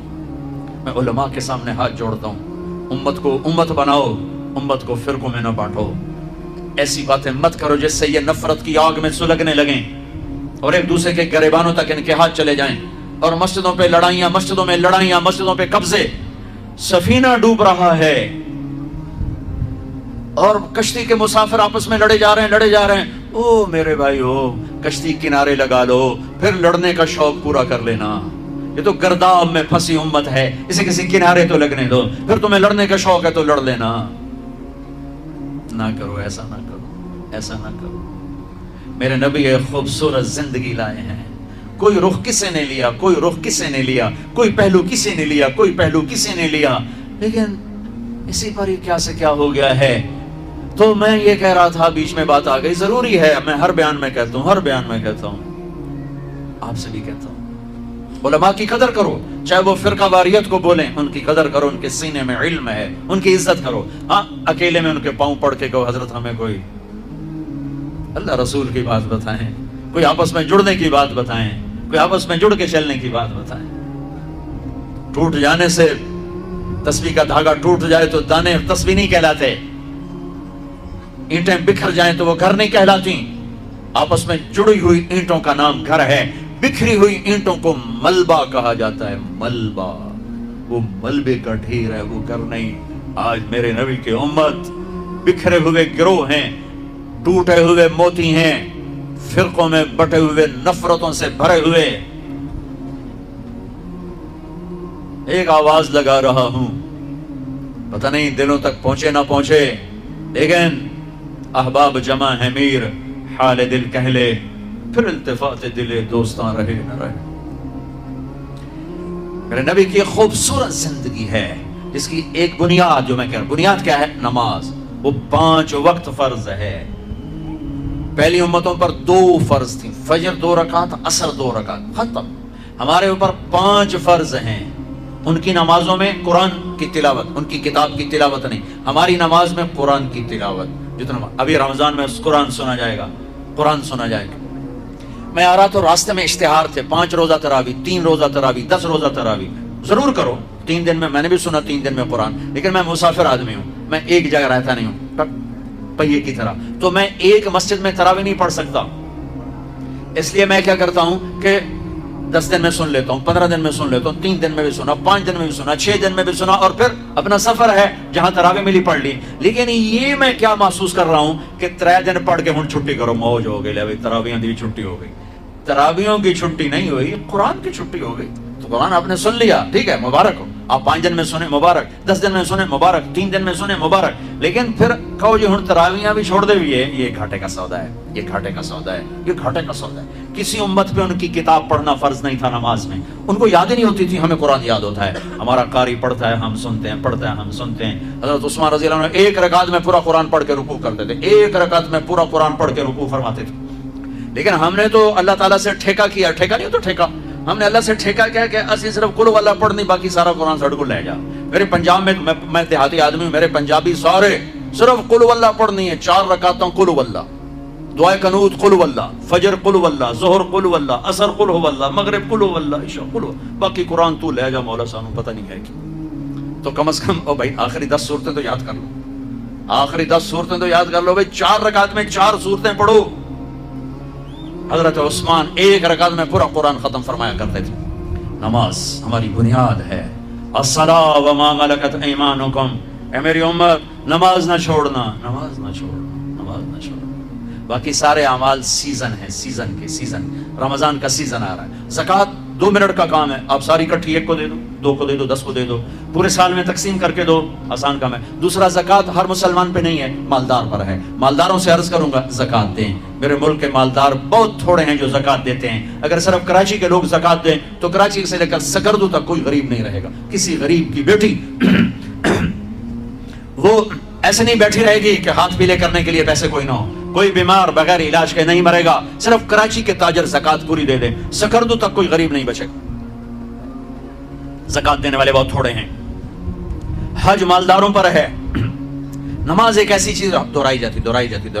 اب رمضان آ رہا ہے، رمضان آ رہا ہے، گرمی میں آ رہا ہے تو شیطان کہے گا کیسے روزے رکھیں گے، کیسے روزے رکھیں گے. چھٹی لے لو، روزے کی چھٹی نہ دو، خود چھٹی لے لو. اپنے ملازم کے کام، میرے نبی نے کہا اپنے کام تھوڑا ڈالو تاکہ روزہ آسانی سے نبھا سکے، اپنے روزے کو نبھا سکے. اپنے ملازم، اپنے گھر کے نوکر نوکرانیاں، اپنے جاب کے، اپنی شاپ کے نوکر، ان سے کام تھوڑا لو. اب تم لوگوں کا سیزن ہوتا ہے رمضان، روزہ روے نہ روے سیزن لگنا چاہیے. تمہیں اپنے سیزن کی فکر پڑ جاتی ہے. اور لوگ رمضان میں جنت بناتے تھے، آج کا تاجر رمضان میں پیسے بنا. جو ٹیلی ویژن والے بھی پیسے بنا رہے ہیں سارا رمضان سیزن. ان کو رمضان سے کوئی غرض نہیں، ان کو پیسہ چاہیے، ریٹنگ چاہیے. ایسے جو تاجر بیٹھے ہوئے یہ انہیں رمضان نہیں چاہیے، ان کو رمضان کا انتظار ہوتا ہے کہ پیسے بڑے آئیں گے، رمضان آئے گا پیسے بڑے آئیں گے. جائے روزے جہاں سے آئے، جائے تراویح جہاں سے آسان تھا، روکڑ چاہیے روکڑ آئے. اور میں نے ایک نوجوان سے کہا یار تو تبلیغ میں وقت دیا کر. کہا جی میرے بدن میں بڑی دردیں ہوتی ہیں, میں نہیں جا سکتا. میں نے کہا ٹھیک ہے. میں اسے دیکھتا تھا دکان پہ ایسے جانوروں کی طرح کام کرتا تھا. تو میں نے ایک دن کہا یار تجھے تبلیغ میں جاتے ہوئے دردیں ہوتی ہیں اور یہ دکان پہ تو جتنا کام ہے اتنا تبلیغ میں تو نہیں, تو یہاں تمہیں دردیں نہیں ہوتی؟ کہا جی یہاں بھی ہوتی ہیں, لیکن شام کو جب نوٹ گنتا ہوں نا سارا درد چلا جاتا ہے. ایویں چون نوٹاں دی مارے ساری ہم پیڑا ہیں. یہ جتنے ہیں نا تاجر, ان کو رمضان کا انتظار ہوتا ہے کہ پیسے بنیں گے, اس لیے انتظار نہیں ہوتا کہ بخشش ہوگی, اللہ راضی ہوگا, جنت ملے گی, روزے رکھیں گے. دیکھو رمضان, لفظ رمضان میں غور کرو. رمضان 12 مہینے, 11 مہینوں کے نام عربوں نے رکھے اور اس روزے کے مہینے کا نام اللہ نے رکھا. محرم, صفر, ربیع الاول, ربیع الثانی, جمادی الاولی, جمادی الثانی, رجب, شعبان, رمضان, شوال, ذوالقعدہ, ذوالحج. یہ 11 میں سے جو 12واں مہینہ ہے رمضان. رمضان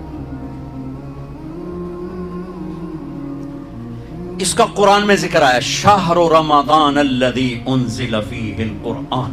اور اللہ نے قرآن کی تلاوت کی تھی جب زمین آسمان بھی نہیں بنے, تو عرب کتوں آ گئے. ٹھیک ہے, تو اللہ نے اس مہینے کا نام رمضان رکھا. رمضان کس لیے رکھا؟ رمضان کا مطلب بڑا عجیب و غریب ہے. رمضان کا مطلب ہے جل جانا. کبھی سنا؟ جل جانا. رمض یرمض, صلاۃ الاوابین حین ترمض الفصال, مسلم شریف کی روایت. جلنا, جلنا, رمضان جلنا.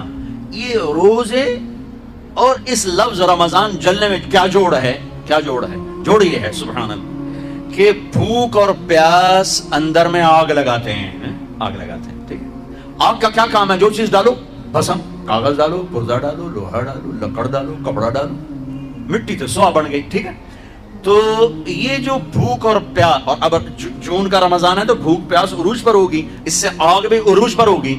اس آگ میں جو میرے اندر جلتی ہے بھوک اور پیاس کی وجہ سے, اس میں اللہ کیا کرتا ہے؟ اس میں اللہ روزانہ پچھلے سال کے گناہ ڈالتا ہے اور جلاتا ہے. آگ جل رہی, گناہ ڈالو, جل گئے, ڈالو, جل گئے, ڈالو, جل گئے, ڈالو, جل گئے, ڈلتے گئے, ڈلتے گئے, ڈلتے گئے. آخری روزے پورے سال کے جتنے گناہ تھے سارے جلا کے اللہ اسے پاک صاف کر دیتا. چل میرا بندہ موج کر, پچھلے سب معاف, سب معاف. تو ہمارے سارے پکوڑے والوں کو شوق چڑھا ہوا, رمضان آئے پکوڑے وکن گے, سموسے والے آندے پہ رمضان آئے سموسے وکن گے, جتیاں والے آندے پہ عید آئے جتیاں وکن گیا.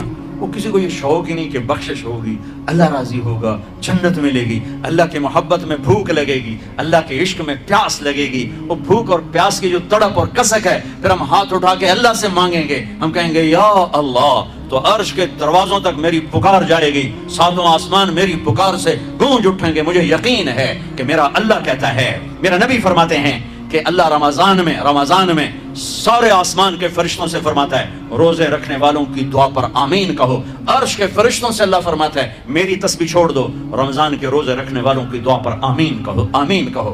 عرش فرش میں گونج اٹھتی ہیں میری دعائیں, میری صدائیں, میرے نوحے, میرے گریے ہلا دیتے ہیں. اگر بھوک پیاس میں مزے آ رہے ہوں کہ واہ یا اللہ تو نے کہا تھا نا, دیکھا میں بھوک سے بیٹھا ہوں. اس لیے افطار کے وقت دعا کیوں قبول ہے؟ افطار کے وقت کھانا سامنے ہے, پانی سامنے ہے, اور آواز کان لگے ہوئے ہیں سائرن کی آواز پر, تو اللہ کہتا ہے یہ فرشتہ, یہ میرے بندے, کھانا بھی سامنے ہے, پانی بھی سامنے, یہ کیوں نہیں کھا رہے, یہ کیوں نہیں پی رہے؟ بولو کہ یا اللہ تیری محبت, میری محبت, چلو تم گواہ رہو, میں نے معافی. چل میرا بندہ مانگ, کھانے سے پہلے مانگ. وہ وقت مانگنے کا ہوتا ہے, پکوڑے کھانا نہیں ہوتا, سموسے دکھنا نہیں ہوتا. سموسے, پکوڑے, کچوریاں, سیون اپ, جام شیری, روح افزا, 500 چیزاں تو اندر پا لیندے ہو. سارے روزے دی تباہی پھیر کے رکھ دیتے. ایک مہینے کے لیے اوور آلنگ ہے, اوور آلنگ, ٹیوننگ ہے, ٹیوننگ. تھوڑا کھاؤ, تھوڑا کھاؤ, تھوڑا کھاؤ. ٹھنڈے شربت مت پیو, ٹھنڈے شربت مت پیو افطاری کے وقت. بعد میں پینا تو پی لو, افطاری کے وقت اپنے اوپر ظلم مت کرو. سارے دن کا انجن گرم ہے, ایک دم اس کے اوپر برف پھینکتے ہو. تھوڑی دیر صبر کر کے سادہ پانی پی لو, نماز پڑھ لو, پی لو, جام شیری پیو, سیون اپ پیو, جو مرضی پیو, ٹھنڈا پیو, گرم پیو, جو مرضی پیو. لیکن عین روزے کے وقت بچو تلی ہوئی چیزوں سے, کراری چیزوں سے, مسالے دار چیزوں سے, ثقیل چیزوں سے بچو، ہلکا پھلکا رکھو پیٹ کو، ہلکا پھلکا، تاکہ روزے کا مقصد حاصل ہو کہ جسم پاک ہو، خلاصتوں سے، گندگیوں سے پاک ہو، صاف ہو۔ ہاں، اور اپنے دل کو بھی صاف۔ رمضان میں سب کی بخشش ہو جاتی، سب کی، 4 نہیں بخشے جاتے، 4 آدمی نہیں بخشے جاتے، 4 قسم کے مرد عورت، سب کی بخشش ہو جاتی، سب کی 4۔ اللہ تعالیٰ ہماری حفاظت فرما لے۔ کسی بھائی میں یہ عیب ہے، ابھی سن کے توبہ کر لینا، شراب پینے والا، مستقل شراب پینے والا، رمضان میں بخشش نہیں۔ ماں باپ کا نافرمان، ماں باپ کا نافرمان، بخشش نہیں۔ ماں باپ کے نافرمان کے لیے تو میرے نبی نے کہا کہ اللہ ہر گناہ کی سزا موت کے بعد دے گا۔ ماں باپ کے نافرمان کو یہیں سے شروع کرے گا اور آگے تک لے کے جائے گا، یہاں بھی سزا دے گا اور آگے بھی سزا دے گا۔ صرف ایک گناہ دنیا میں ایسا ہے، کفر شرک کی سزا بھی موت کے بعد، زنا شراب جوئے کی سزا سود کی موت کے بعد ہے۔ ایک گناہ ماں باپ کی دل آزاری، دل دکھانا، اللہ یہاں سے یہ سزا شروع کرتا ہے اور آخر تک پہ چلاتا ہے اس کو۔ میرے نبی سے پوچھا گیا یا رسول اللہ قیامت کب آئے گی؟ آپ نے کہا اللہ کو پتہ ہے۔ کہ کوئی نشانی بتائیں؟ کہ جب ماؤں کو ذلیل کیا جائے گا قیامت آ جائے گی۔ ماں باپ کا نافرمان۔ تیسرا کون ہے؟ رشتہ داروں سے لڑنے والا، کبھی بھائی سے لڑا، کبھی بہن سے لڑا، کبھی خالہ سے، کبھی چاچے سے، کبھی مامے سے، کبھی تائے سے، کبھی پھوپھی سے، قریبی رشتوں سے لڑنے والا اور تعلق توڑنے والا، اس کی بخشش نہیں ہوگی۔ چوتھا کون ہے؟ کینہ رکھنے والا، کینہ، شحن، ایک ہوتا ہے بغض، ایک ہوتا ہے کینہ، شحن، بغض، شحن۔ بغض کیا ہے؟ کہ مجھے انصر بھائی سے نفرت ہے، یہ بغض۔ اور کینہ کیا ہے؟ کہ میں ان کو نقصان پہنچانا چاہتا ہوں، نفرت کے ساتھ ان کی ٹانگیں کھینچنا چاہتا ہوں، اس کو کینہ کہتے ہیں۔ تو یہ 4 برائیاں معاف نہیں ہیں۔ ہاں، کوئی توبہ کرے تو سب معاف ہوگا، سب معاف ہوگا، سب معاف ہوگا۔ تو اللہ نے ہمیں رمضان کا مہینہ دیا ہے، جہنم کے دروازے بند ہو جائیں گے، جنت کے دروازے کھل جائیں گے، فرض 70 فرض کے برابر ہو جائے گا، نفل فرضوں کے برابر ہو جائے گا، تراویح کے ہر سجدے پر 1500 نیکی لکھی جائے گی، ہر سجدے پر 1500 نیکی لکھی جائے گی، 20 رکعت 40 سجدے 60,000 روزانہ۔ یہ تمہارے کلب ایسا پٹھا جانا ہے کہ نہ ہے؟ میں نے حالی تھی نہیں سور لگی ہے، تسی نہ دیکھی ہو، چلو جوڑا بھی نہ ہے، ٹھیک ہے۔ یہ بہت بڑا کلب مجھے نظر آیا۔ یہ یہاں باہر ایک چھوٹا سا پرچہ لگا دیں کہ جو یہاں آ کے تراویح پڑھے گا ہر سجدے پر اس کو 150 روپیہ دے، 150 چھوڑو 15 روپے دیے جائیں، ہر سجدے پہ 15 روپے دیا۔ ایتھے ویکھا جی لڑائیاں کیویں ہوندیاں، اے سارے پوترے دادیاں نو چاہتے لے آون گے، دوترے نانیاں نو چاہتے، نانی ٹر اج تراویح تینوں پڑھاون، دادے نانیاں نو پوچھدا کوئی نہیں، انہاں دی عید ہو جاونی، تسی تے اعلان کر کے لکھ دیو بھئی جڑا ایتھے آوے گا انہوں اسی فی سجدہ 15 روپے دیواں گے۔ ایتھے پھر چھوٹے ویکھے جے کیویں چل دے۔ او میرے نبی، او میرے محبوب، او میرے پیارے اور میرے اللہ کے پیارے دلارے، راج دلارے، وہ کہہ رہے ہیں او میری امت 1 گھنٹہ لگا لو، 1 گھنٹہ 40 سجدے، ہر سجدے پہ 1500 نیکی، 60,000 نیکیاں، اور ہر سجدے پر جنت میں ایک سرخ یاقوت کا محل، اور ہر سجدے پر جنت میں ایک درخت جس کے نیچے 100 سال گھوڑا دوڑ سکتا ہے۔ اتنے تھوڑے وقت میں اتنی کمائی۔ اب 8 تراویح پڑھ کے آدھی مسجد خالی جا رہے، کتنے جا رہے ہو؟ کی کرن جا رہے ہو؟ کوئی کام نہیں، 8 پڑھ کے جوتا اٹھا کے جا رہے ہیں۔ اے بھائی پڑھ دو، سال کے بعد آیا ہے موقع اللہ سے لینے کا، اور ہر سجدے پر یہ کچھ اللہ دے رہا ہے۔ اور پھر جب آخری رات ہوتی تو اللہ فرماتے ہیں میرے فرشتوں، میرے بندوں کی رات کی تراویح اور دن کا روزہ، اس کے بدلے میں نے ان کے پچھلے سارے گناہ معاف کر دیے۔ اور آسمان پہ ایک فرشتہ اعلان کرتا ہے یا باغ الخیر ابشر و اقبل، اے بھلائی کے چاہنے والے آگے بڑھ، خوشخبری ہو، اور اے برائی کے کرنے والے بس کر اور واپس ہو۔ اور اللہ کا عرش مستقل پہلے آسمان پہ آ جاتا ہے، عرفات کے دن صرف عرفہ کے دن پہلے آسمان پر، لیکن رمضان میں پورا رمضان عرش پہلے آسمان پر۔ اور میرے اللہ کا اعلان ہے، کوئی بخشش چاہنے والا ہے، کوئی توبہ کرنے والا ہے، کوئی رزق لینے والا ہے، کوئی سوال کرنے والا ہے، کوئی دنیا اور آخرت کی حاجت لینے والا ہے، کوئی مانگنے والا۔ ہر وقت اللہ کی طرف سے اعلان ہوتا ہے اس مہینے کو بناؤ، دنیا کماؤ، حلال کمانا کوئی، میں تو ویسے مذاقن کہہ رہا ہوں، ہر ایک دنیا کمانا کوئی منع تھوڑا ہی، حلال کمانا کوئی منع تھوڑا ہی ہے، لیکن ایسی کمائی میں نہ لگو کہ روزے پہ زد پڑے، تراوی پہ زد پڑے، تلاوت پہ زد پڑے. میرے نبی پاک صلی اللہ تعالی علیہ وسلم رمضان میں قرآن کی تلاوت بڑھا دیتے تھے. قرآن رمضان کا سب سے بڑا وظیفہ، جی کوئی وظیفہ دسو، کوئی وظیفہ دسو. لوگ پوچھتے ہیں جی رمضان کا کوئی خاص وظیفہ بتا رہا ہوں. رمضان کا خاص وظیفہ قرآن کی تلاوت. رمضان کا خاص وظیفہ قرآن کی تلاوت، قرآن کی تلاوت، قرآن کی تلاوت. جتنا پڑھ سکتے ہو پڑھتے جاؤ، پڑھتے جاؤ، پڑھتے جاؤ، پڑھتے جاؤ. میرا ایک ساتھی ہے مولوی ثناء اللہ، وہ ایک دن میں پورا قرآن ختم کرتا ہے. ایک دن میں پورا قرآن، ایک دن میں پورا قرآن. پورے رمضان میں 30 قرآن ختم کر دیتے. سوائے اس کے بیمار ہو جائے تو کوئی بیمار ہو جائے تو 10 پارے، ورنہ پورا قرآن. رمضان قرآن، پورا قرآن. تو چلو ہم پورا قرآن نہیں پڑھتے، کچھ تو پڑھو. سارے سال نہیں پڑھا، کچھ تو پڑھو. رمضان کا وظیفہ قرآن کی تلاوت، رمضان کی تسبیح قرآن کی تلاوت، رمضان کی خدمت. روزے افطار کرواؤ، سحری کھلاؤ، افطاری کراؤ، غریبوں کو مدد کرو، زکوٰۃ دو، اپنے مزدوروں سے کام تھوڑا لو، گھر کے نوکروں سے کام تھوڑا لو. اور رمضان کی سب سے بڑی بات، آپس میں بغض سے دل صاف کرو. لڑے ہوئے ہو رمضان آنے سے پہلے جیسے لوگ حج پر جانے سے پہلے نہیں فون کرتے ہیں، صلح کرتے ہیں، اتنا ہی ضروری ہے رمضان سے پہلے میں دل صاف کر لوں، میں معاف کر دوں، میں معافی مانگ لوں. زیادتی کی ہے تو معافی مانگ لوں، کوئی معافی مانگنے آیا تو معاف کر دوں. میرا دل صاف ہو، کسی سے بغض نہ ہو، کسی سے کینہ نہ ہو، کسی کا حسد نہ ہو، کسی سے رنجش نہ ہو. دل صاف کرو. صاف دل اللہ کا عرش بن جاتا ہے، اللہ کا عرش بن جاتا ہے، اللہ کا عرش بن جاتا ہے. یہ رمضان کی تیاری بتا رہا ہوں. ایک دوسرے کو معاف کرو، جس سے لڑے ہوئے معاف کر دو، زیادتی کرنے والے کو معاف کر دو. میرے نبی کا فرمان ہے تصل من قطع وتعطي من حرمك وتعفو عن من ظلمك. جو توڑے اس سے جوڑو، جو نہ دے اسے دو، جو زیادتی کرے اسے معاف کرو. یا رسول اللہ یہ تو بڑا مشکل کام ہے. میں ایسے ہی ایک سوال اٹھا رہا ہوں، یا رسول اللہ یہ تو بڑا مشکل کام ہے. تو میرے نبی فرما رہے ہیں تو میری ضمانت ہے، میں گارنٹر، میں ضامن. تم اپنے اخلاق اچھے کرو، میں تمہیں جنت الفردوس میں گھر لے کر دوں گا. جنت الفردوس میں گھر لے کر دوں گا. تم اخلاق اچھے کرو. اخلاق کی انتہا کیا ہے؟ جو توڑے جوڑو، جو نہ دے دو، جو محروم کرے عطا کرو، جو زیادتی کرے معاف کرو. یہ اسلامی معاشرہ نمازوں سے نہیں بنتا، روزے سے نہیں بنتا، تسبیح سے نہیں بنتا. اسلامی معاشرہ اچھے اخلاق سے بنتا ہے، اچھے اخلاق سے بنتا ہے، اچھے اخلاق سے بنتا ہے. ان بیویوں سے کہتا ہوں اپنے خامند کو سب سے زیادہ عزت اہمیت دو. شادی کے بعد ماں باپ کا حق پیچھے، بہن بھائیوں کا حق پیچھے، حتیٰ کہ اولاد کا حق بھی پیچھے ہے، اور خامند کا حق پہلے ہے. بہت سی عورتیں اپنی نادانی کی وجہ سے ماں باپ کے پیچھے لگ کر اپنے خامند کو چھوڑ دیتی ہیں، خامند کو ذلیل کر دیتی ہیں. اپنے بچے کے پیچھے لگ کے اپنے بچوں کی وجہ سے اپنے خامند کو بے عزت کرتی ہیں. بہت سے باپ اپنے بچوں کی وجہ سے بیوی کو بے عزت کرتے ہیں، یا اپنے ماں باپ کی وجہ سے بیوی کو بے عزت کرتے ہیں. یہ سب بے اعتدالیاں میرے معاشرے میں ہیں. اللہ کا واسطہ دیتا ہوں ایک دوسرے کو عزت دو، رشتوں کو عزت دو. ہر ایک کا اپنا مقام ہے، ہر ایک کو اپنے مقام پر رکھو.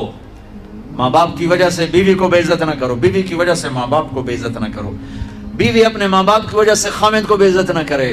یہ وہ رشتہ ہے جس میں اولاد بھی نہیں داخل ہو سکتی. اولاد کو بھی پیچھے کیا گیا ہے خامند اور بیوی کے رشتے میں. اور یہ وہ رشتہ ہے جس سے میرے اللہ نے اپنی نشانیوں میں سے ایک نشانی بتایا ہے. ایک نشانی من آیاتہ ان خلقکم من تراب. میں ٹپس پڑھتا ہوں آیات کے، ساری آیت نہیں. میری بہت بڑی نشانی تو میں مٹی سے بنایا. واقعی نشانی ہے نا بھائی؟ ارے بولو. من آیاتہ خلق السماوات والارض. میں نے ایک آیت چھوڑ دی، بعد میں پڑھوں گا. میری بہت بڑی نشانی زمین آسمان کا بننا. واقعی بہت بڑی نشانی. من آیاتہ منامکم باللیل والنہار.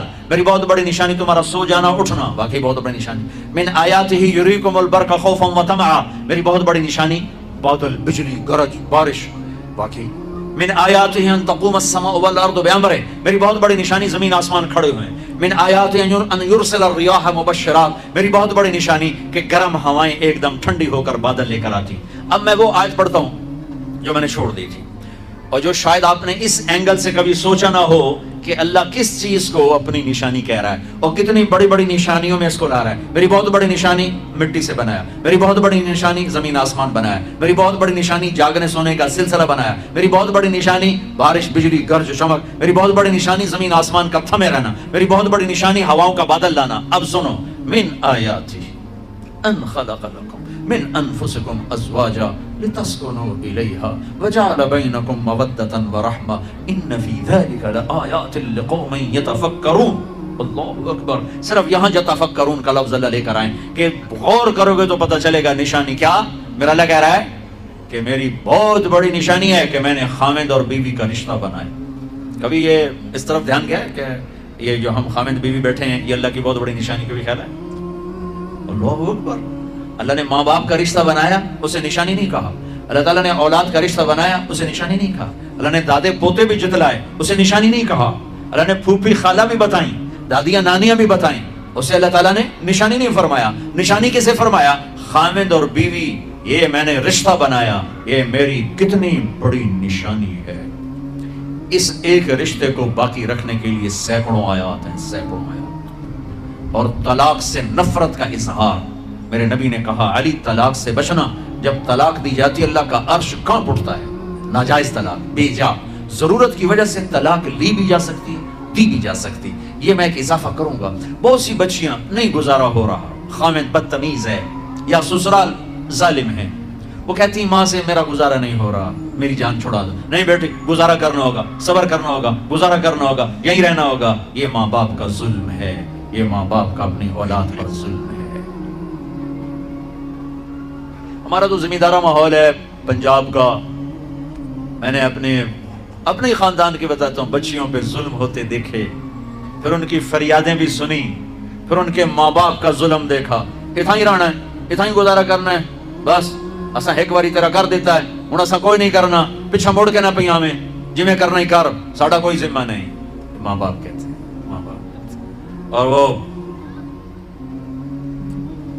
ماہی بے آب, مچھلی پانی کے بغیر تڑپتی ہے, اس طرح اس کا دن اور رات ہے. زندہ کی کھال کھچ رہی ہے, اس طرح اس کا دن اور رات ہے. اور ماں باپ کا جبر, گزارا کرنا ہے, گزارا کرنا. تینوں بعد کون تیرا رشتہ کتوں آئے گا, تیری شادی کتوں کریں گے. ابھی تو اس کو ذبح ہونے سے بچا لو. کل تو اللہ نے ہمیں اس کا مکلف ہی نہیں کیا کہ کل کیا ہوگا, کل کو آنے تو دو. پتہ نہیں کل کا دن ہے بھی نہیں کہ ہمارے مقدر میں یا نہیں. ہم کل کے لیے اپنی بچیوں کو ذبح کر دیتے. میں نے ان کو تڑپتے دیکھا. میں صرف اپنی فیملی کی بات اوروں کی فیملیوں کی بات جہاں جہاں تعلقات. کہیں رشتہ قریب کا ہے, لڑکی بدتمیز ہے, بچہ شریف ہے, وہ کہتا ہے ابا جی میں طلاق دینا چاہتا ہوں, میرا اس سے گزارا نہیں ہے, زبان شدید ہے. اے میرے بھائیو, گھروں کی آبادی اللہ کی قسم, مالدار ہو یا غریب ہو, صرف اچھے اخلاق سے ہوتی ہے. اور گھروں کی بربادی مالدار ہو یا غریب ہو, برے اخلاق سے ہوتی ہے, برے اخلاق سے ہوتی ہے. دو واقعے اوپر نیچے ہوئے. ایک خاتون ملی, مجھے تعارف کرائے گا کہ ایک خاتون آ رہی ہیں, ان کے خامد کھربوں پتی ہیں, کھربوں پتی. ٹھیک ہے جاؤ.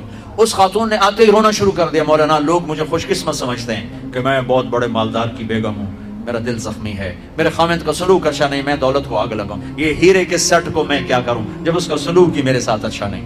چند دن کے بعد ایک نوجوان ملا, مولانا میں اپنی زندگی سے تنگ ہوں, میری بیوی انتہائی بدتمیز ہے, انتہائی زبان دراز ہے, میں اپنی زندگی سے تنگ آ چکا ہوں, 3 بچے ہو چکے ہیں, طلاق دے نہیں سکتا, میں کیا کروں. یہ روزمرہ کے واقعات ہیں. تو ضرورت کے لیے طلاق دی جا سکتی ہے, لی جا سکتی ہے, نہ عیب ہے, نہ تانا ہے, نہ ذلت ہے, نہ کوئی داغ ہے. لیکن ابھی فیصل آباد سے ایک بچی ملی, اس کی بچی گود میں, طلاق کیوں ہو گئی؟ سسرال نے کہا بچی کیوں پیدا ہوئی ہے, گھر واپس جا, طلاق دے دی. بچی پیدا ہونے پہ طلاق دے دی. پچھلے ہفتے ملا ہوں, پچھلے ہفتے. کیا قصور ہے کہ بچی پیدا ہوئی, طلاق دے دی. اور یہ 3 دن پہلے اسلام آباد میں خاتون ملی کہ سسرال نے گھر سے نکال دیا, کیوں 3 بچیاں گھر سے نکال دی, 3 بچیاں پیدا ہونے پر گھر سے نکال دیا. یہ بھی اسی دیس کی کہانی ہے, یہ بھی اسی دیس کی دکھ بھری داستان ہے. ظلم صرف وہ نہیں جو بھتہ کی پرچیاں آ رہی ہیں اور جو دہشت گردی ہو رہی ہے, یہ جیسے وہ بہت بڑا ظلم ہے, ایسے یہ بھی بہت بڑا ظلم ہے کہ کہیں بچیاں ذبح ہو رہی ہیں, کہیں بچے ذبح ہو رہے ہیں. پھر ایک اور ظلم اس کے ساتھ ہے, خاندان سے باہر نہیں کرنی, خاندان میں کریں گے. ہم راجپوت ہیں, میں اپنی بات کر, ہم راجپوت ہیں, ہم اس سے باہر نہیں کرتے. ہم شیخ ہیں, ہم باہر نہیں کرتے. ہم مہمن ہیں, ہم باہر نہیں کرتے. ہم پٹھان ہیں, ہم باہر نہیں کرتے. ہم ارائیں, ہم باہر نہیں کرتے. اس بت کو توڑو, اس سے بڑی بچیاں برباد ہوئی ہیں, بڑی زندگیاں برباد ہوئی ہیں. میرے نبی نے فرمایا دین دیکھو, اخلاق دین جہاں دیکھو رشتہ کر دو. اگر بچہ اپنی پسند کا اظہار کر دے تو اسے نافرمانی نہ سمجھو کہ تو اپنی پسند کا اظہار کیوں کرتا ہے؟ اگر بچی اپنی پسند کا کہہ دے کہ میری یہاں شادی کریں تو اسے بے ادب، اسے بے حیا نہ سمجھو. اس نے حیا کے ساتھ شریعت کے مطابق ایک چیز کا مطالبہ کیا ہے. اللہ کا واسطہ دیتا ہوں ماں باپ کو، اپنے بچے بچیوں کی شادی میں ان کی رائے لو، ان کی رائے لو، ان کی رائے لو. ایک خاتون نے مجھے بتایا کہ میرا رشتہ آیا اور میرے ماں باپ دوسرے کمرے میں بیٹھ کے مشورے کر رہے کہ کرنا ہے کہ نہیں کرنا، مجھے ہی نہیں رہے کہ تیرا رشتہ آیا ہے. اور بچیوں سے پوچھنا عیب سمجھ. مجھے تمہارے کراچی کے نہیں پتا، میرے پنجاب کی تہذیب یہی ہے، بچیوں سے پوچھنا عیب. بس کر دیتا تیرا، ایسا ہی کرنا ہے، ایسا ہی کرنا ہے، اور کوئی گل دوئی ہے ہی کوئی نہیں. شرابی سے بات. میرے اپنے عزیز دوستوں کے بہت بڑی فیملی، بہت بڑا زمیندار گھرانہ. ایک بچی نے فون کیا، مولانا صاحب سر مجھے فون آیا کہ تیرے آسان تیری منگنی کر چھڑی ہے، بس فلانی تاریخ نو تیرا نکاح ہے. ٹھیک ہے، میرے ماں باپ ہیں، کر دیا، میں حاضر ہوں حاضر ہوں.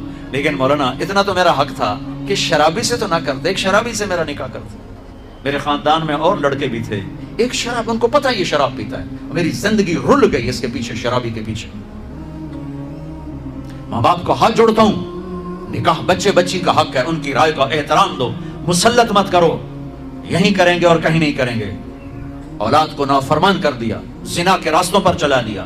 بچوں سے کہتا ہوں، ہاتھ جوڑتا ہوں، اللہ کا واسطہ کورٹ میرج نہ کرو، لو میرج نہ کرو. ماں باپ کی دعا لو، ماں باپ کی دعا لو، ماں باپ کی دعا لو. جو کورٹ میرج، لو میرج تمہیں تباہ کر دے گی، ہلاک کر دے گی. یہ محبت کا نشہ چند دنوں میں اتر جاتا ہے. عاشق معشوق اور ہوتے ہیں، خامن بیوی اور ہوتے ہیں، حقائق اور ہوتے ہیں، تصور تخیل اور ہوتے ہیں. میرے رب نے ایک اعتدال کا دین پیش کیا ہے، ایک اعتدال کا دین پیش کیا ہے. شادی بچے کا حق ہے، بچی کا حق. ماں باپ پیش کرے، بیٹا یہ پیغام ہے، کر دیں، بیٹی یہ پیغام ہے، کر دیں. بیٹا پسند کا اظہار کرے، اسے نافرمان نہ سمجھو. بیٹی اپنی پسند کا اظہار کر دے، اسے نافرمان نہ سمجھو. صحابہ کی سیرت اٹھا کے پڑھو، صحابیات کی سیرت اٹھا کے پڑھو. ایک خاتون، یا رسول اللہ میں آپ سے شادی کرنا چاہتی ہوں، یا رسول اللہ میں آپ سے شادی کرنا چاہتی ہوں. تو صحابیہ کروڑوں رابعہ بصری قربان کی جائیں صحابیہ پر. ہاں، میرے نبی نے خاندان کا بت توڑا، اپنی قوم میں شادی کی. حضرت عائشہ قریش، حضرت حفصہ قریش، حضرت سودا قریش، ام حبیبہ قریش. ام حبیبہ دشمن خاندان سے، بنو امیہ، ابو سفیان کی بیٹی، ابو سفیان دشمن، اس کے گھر شادی کی. اس بت کو توڑا ہے. پھر قریش سے باہر نکلے عرب، میمونہ رضی اللہ عنہ، ہلالیہ، جویریہ رضی اللہ عنہ، بنو مستلق، زینب بنت جہش قریش، زینب بنت خزیمہ قریش، ام سلمہ قریش. باہر نکلے.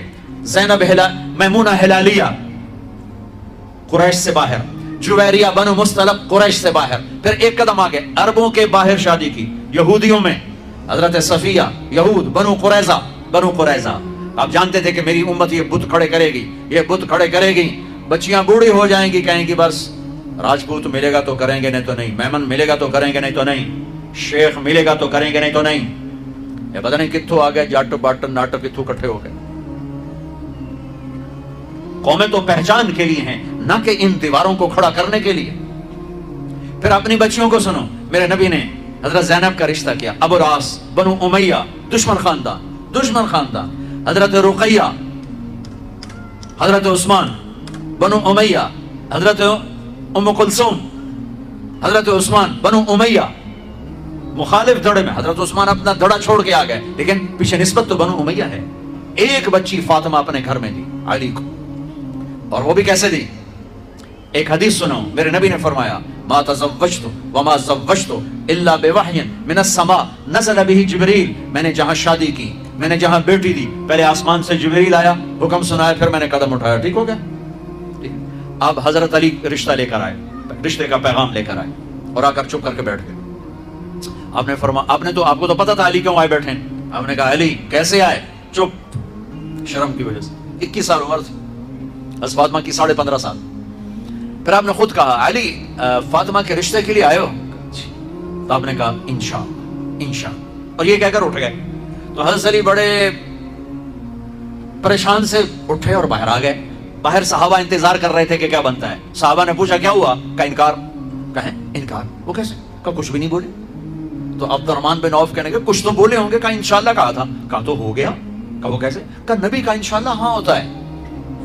اچھا اب یہ انشاءاللہ کیوں کہا؟ یہ کیوں نہیں کہا کہ ہاں ہو گیا، آسمان سے وحی آ چکی ہے، جبریل آ چکا ہے کہ فاطمہ علی کے لیے ہے، یہ جوڑا طے ہو چکا ہے، پھر ہاں کیوں نہیں کی؟ ارے آپ کو سمجھانے بتانے کے لیے، سنو میں کیا فریاد کر رہا ہوں، صرف عبادات کا نام اسلام نہیں ہے، یہ سب اسلام بیان کر رہا ہوں۔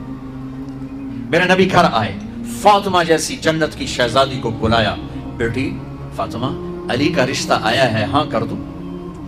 کیا وحی کے آنے کے بعد بھی پوچھنے کی ضرورت تھی؟ جب اللہ کہہ چکے ہیں کہ فاطمہ علی کے لیے ہیں، اور آسمان سے جبریل آ چکے ہیں کہ یہ رشتہ آسمانوں پہ طے ہو چکا ہے، پھر یہ کیوں کہا فاطمہ بیٹی علی کا رشتہ آیا ہے، ہاں کر دوں؟ یہ کراچی والوں کو سکھانے کے لیے، قیامت تک کی امت کو سکھانے کے لیے کہ بیٹیوں سے پوچھا جاتا ہے کہ یہ شادی بیٹی کا حق ہے، یہ نکاح بیٹے کا حق ہے، یہ ایجاب قبول ماں باپ کرتے ہیں یا لڑکا لڑکی کرتے ہیں؟ اور ایجاب قبول کے بغیر نکاح ہو سکتا ہے؟ میرے ایک دوست ہیں چودھری رفاقت منڈی باؤدین، ان کے گاؤں کا ایک بچہ چھوٹی عمر میں بسوں پہ وہ نوکری پہ لگ گیا، وہ کنڈکٹر بن گیا، کلینر کنڈکٹر، وہ ساری زندگی اس میں گزر گئی، استاد جی جان دے، استاد جی جان دے، استاد جی کٹ لو، استاد جی آگے چلو، استاد جی پیچھے چلو۔ اس کی شادی ہونے لگی، یہ میں لطیفہ نہیں سنا رہا ہوں، صحیح واقعہ سنا رہا ہوں، منڈی باؤدین۔ اچھا مولوی صاحب آخیا ہاں بھائی پترا فلانے دی دھی تے اے دا نا تے اے دا پیو تے اتنا مار میں تینوں دتی تو قبول کیتی؟ آخر لگا جی آن دیو، تو اس کے بھائی نے اس کو کون نہیں ماری، کہندا جی جان دیو۔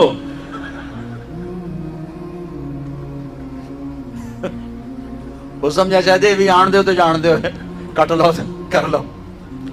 ایجاب قبول کتنے ضروری لفظ ہیں کہ جب تک لڑکی لڑکا یہ نہیں کہیں گے نکاح نہیں ہوگا، یہ ماں باپ کا حق ہے، یہ بچوں کا حق ہے۔ تو آج ماں باپ کیوں ظلم کرتے ہیں کہ زبردستی اپنی مرضی کی شادی مسلط کرتے ہیں؟ اللہ کرے ہماری اولاد ہماری مرضی پہ شادی کرے۔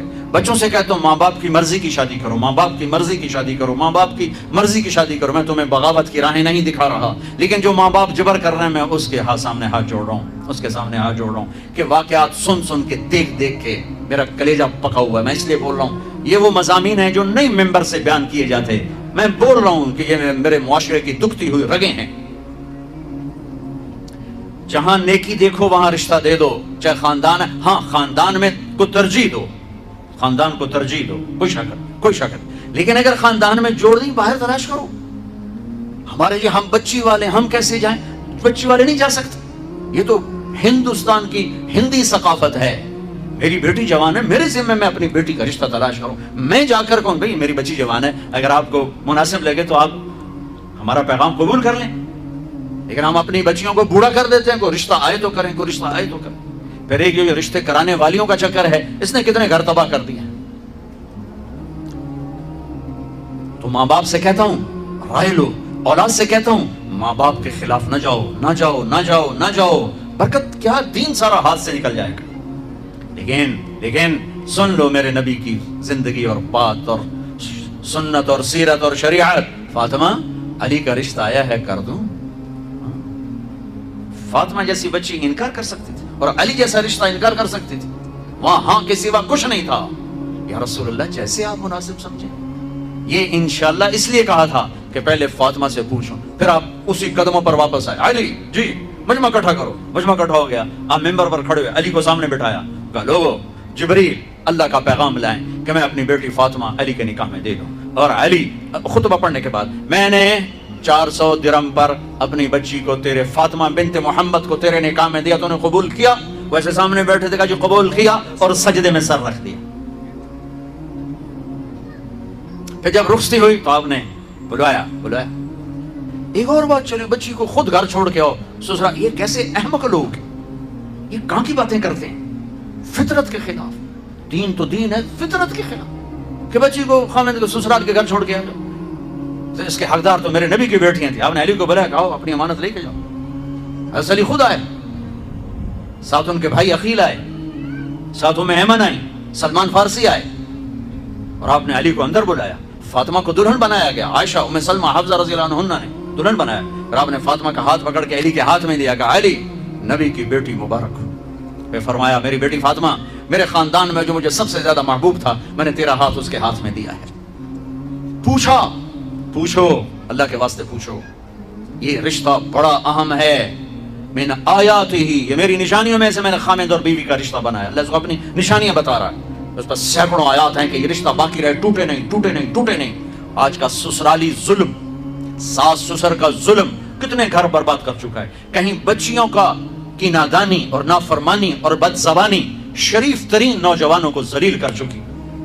میں سب کو بیلنس کر کے بتا رہا ہوں، اپنے خامد کا حق پہچانو، اپنی بیوی کا حق پہچانو۔ میرے نبی نے فرمایا بہترین مسلمان جو بیوی سے اچھا سلوک کرے۔ میرے نبی نے فرمایا میری شریعت میں سجدہ ہوتا تو بیوی سے کہتا خامد کو سجدہ کر۔ بھائیو بہنوں، یہ معاشرت ہے، معاشرت۔ اس کو سیکھو، اس کو سیکھو۔ ماں باپ کو اپنی جگہ پہ رکھو۔ میرے نبی نے فرمایا میری ماں اگر زندہ ہوتی تو تم دیکھتے میں کیا خدمت کرتا۔ میں عشاء کی نماز کے مصلی پہ ہوتا، سورۃ فاتحہ پڑھ رہا ہوتا، ادھر سے آواز آتی میرے کمرے سے، میرے گھر سے، بیٹا محمد، تو میں نماز توڑ کے کہتا لبیک اماں جی۔ نماز میں تو کون سی نماز؟ فرض، عشاء فرض، لبیک اماں جی لبیک۔ ہاں سر، نماز بعد میں ہوگی، پہلے آپ کا حکم سنا جائے گا۔ باپ تیری جنت کا دروازہ ہے، جنت تیری ماں کے قدموں تلے ہے۔ آپ نے فرمایا سب لوگ جنت میں جائیں گے، اویس بھی جائے گا، اویس کرنی۔ جب جنت کے دروازے پر پہنچیں گے تو اللہ کہیں گے باقی چلے جائیں، اویس کو روک لو۔ اویس کرنی گھبرا جائیں گے کہ یا اللہ ابو تے آ کے بریکہ کیوں لگ گئی ہیں، خیر ہے۔ تو اللہ تعالیٰ فرمائیں گے پیچھے دیکھو، ویسے دیکھیں گے تو جہنمی کھڑے ہوں گے، جہنمی۔ تو میرے اللہ کہیں گے اویس تیری ماں کی خدمت کا صلہ دینا چاہتا ہوں، یہ جہنمی کھڑے ہیں، انگلی اٹھا، جدھر جدھر تیری انگلی پھرے گی تیری تو فیل سب کو جنت میں ڈال دوں گا۔ ماں کی خدمت، ماں کی خدمت۔ ان ماؤں سے کہتا ہوں آنے والی بہو پر زیادتی نہ کرو، ظلم نہ کرو، اپنا حق اتنا نہ جتلاؤ کہ خامد اور بیوی کی زندگی برباد ہو جائے۔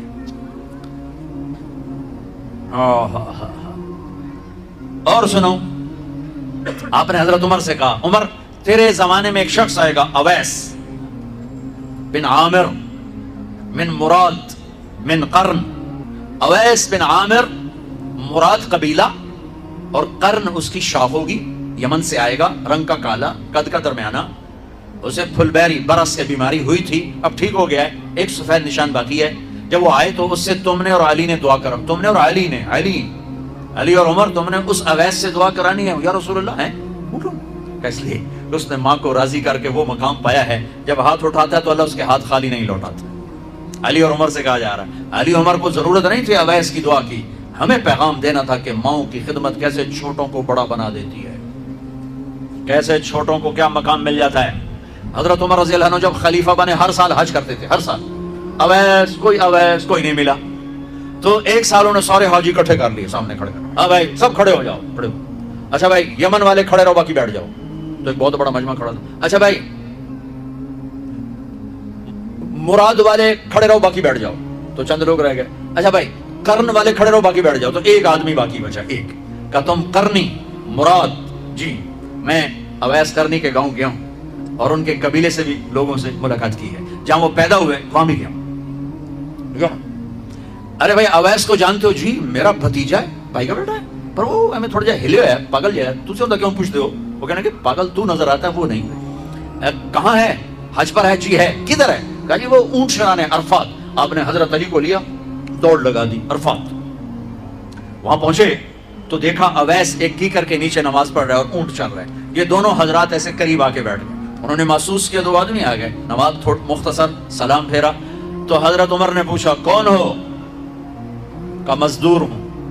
مزدور؟ کہا تیرا نام کیا ہے؟ کہا اللہ کا بندہ۔ تو انہوں نے کہا ہم سارے ہی اللہ کے بندے ہیں، تیری ماں نے تیرا نام کیا رکھا ہے؟ کہا آپ کو کیا تکلیف، کیوں پوچھ رہے ہو؟ وہ تو جانتا نہیں تھا عمر اور علی، وہ تو پہلی دفعہ حج پہ آئے تھے۔ کہا آپ کو کیا تکلیف ہے، آپ کون ہیں؟ تو حضرت علی نے کہا یہ عمر بن خطاب امیر المومنین، میں علی بن ابی طالب۔ پھر وہ ہل گئے، کہا یہ میں معافی چاہتا ہوں، میں تو آپ کو جانتا نہیں تھا، میں تو پہلی دفعہ حج پہ ہوں۔ حضرت عمر نے فرمایا ہاتھ اٹھا، کس لیے؟ دعا کر۔ کہا میں آپ کے لیے؟ کہا ہاں تو ہمارے لیے۔ کہا وہ کس لیے؟ وہ اس لیے کہ ہمارے نبی نے فرمایا تھا کہ اویس نے ماں کو راضی کر کے وہ مقام پایا ہے کہ جب ہاتھ اٹھاتا ہے تو خالی نہیں لوٹتے۔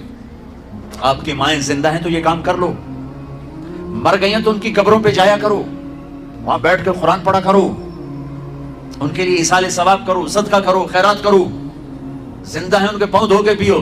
ہاں ماں باپ زیادتی کریں تو پھر خدمت ضرور کرو، ساتھ مت دو، ساتھ مت دو.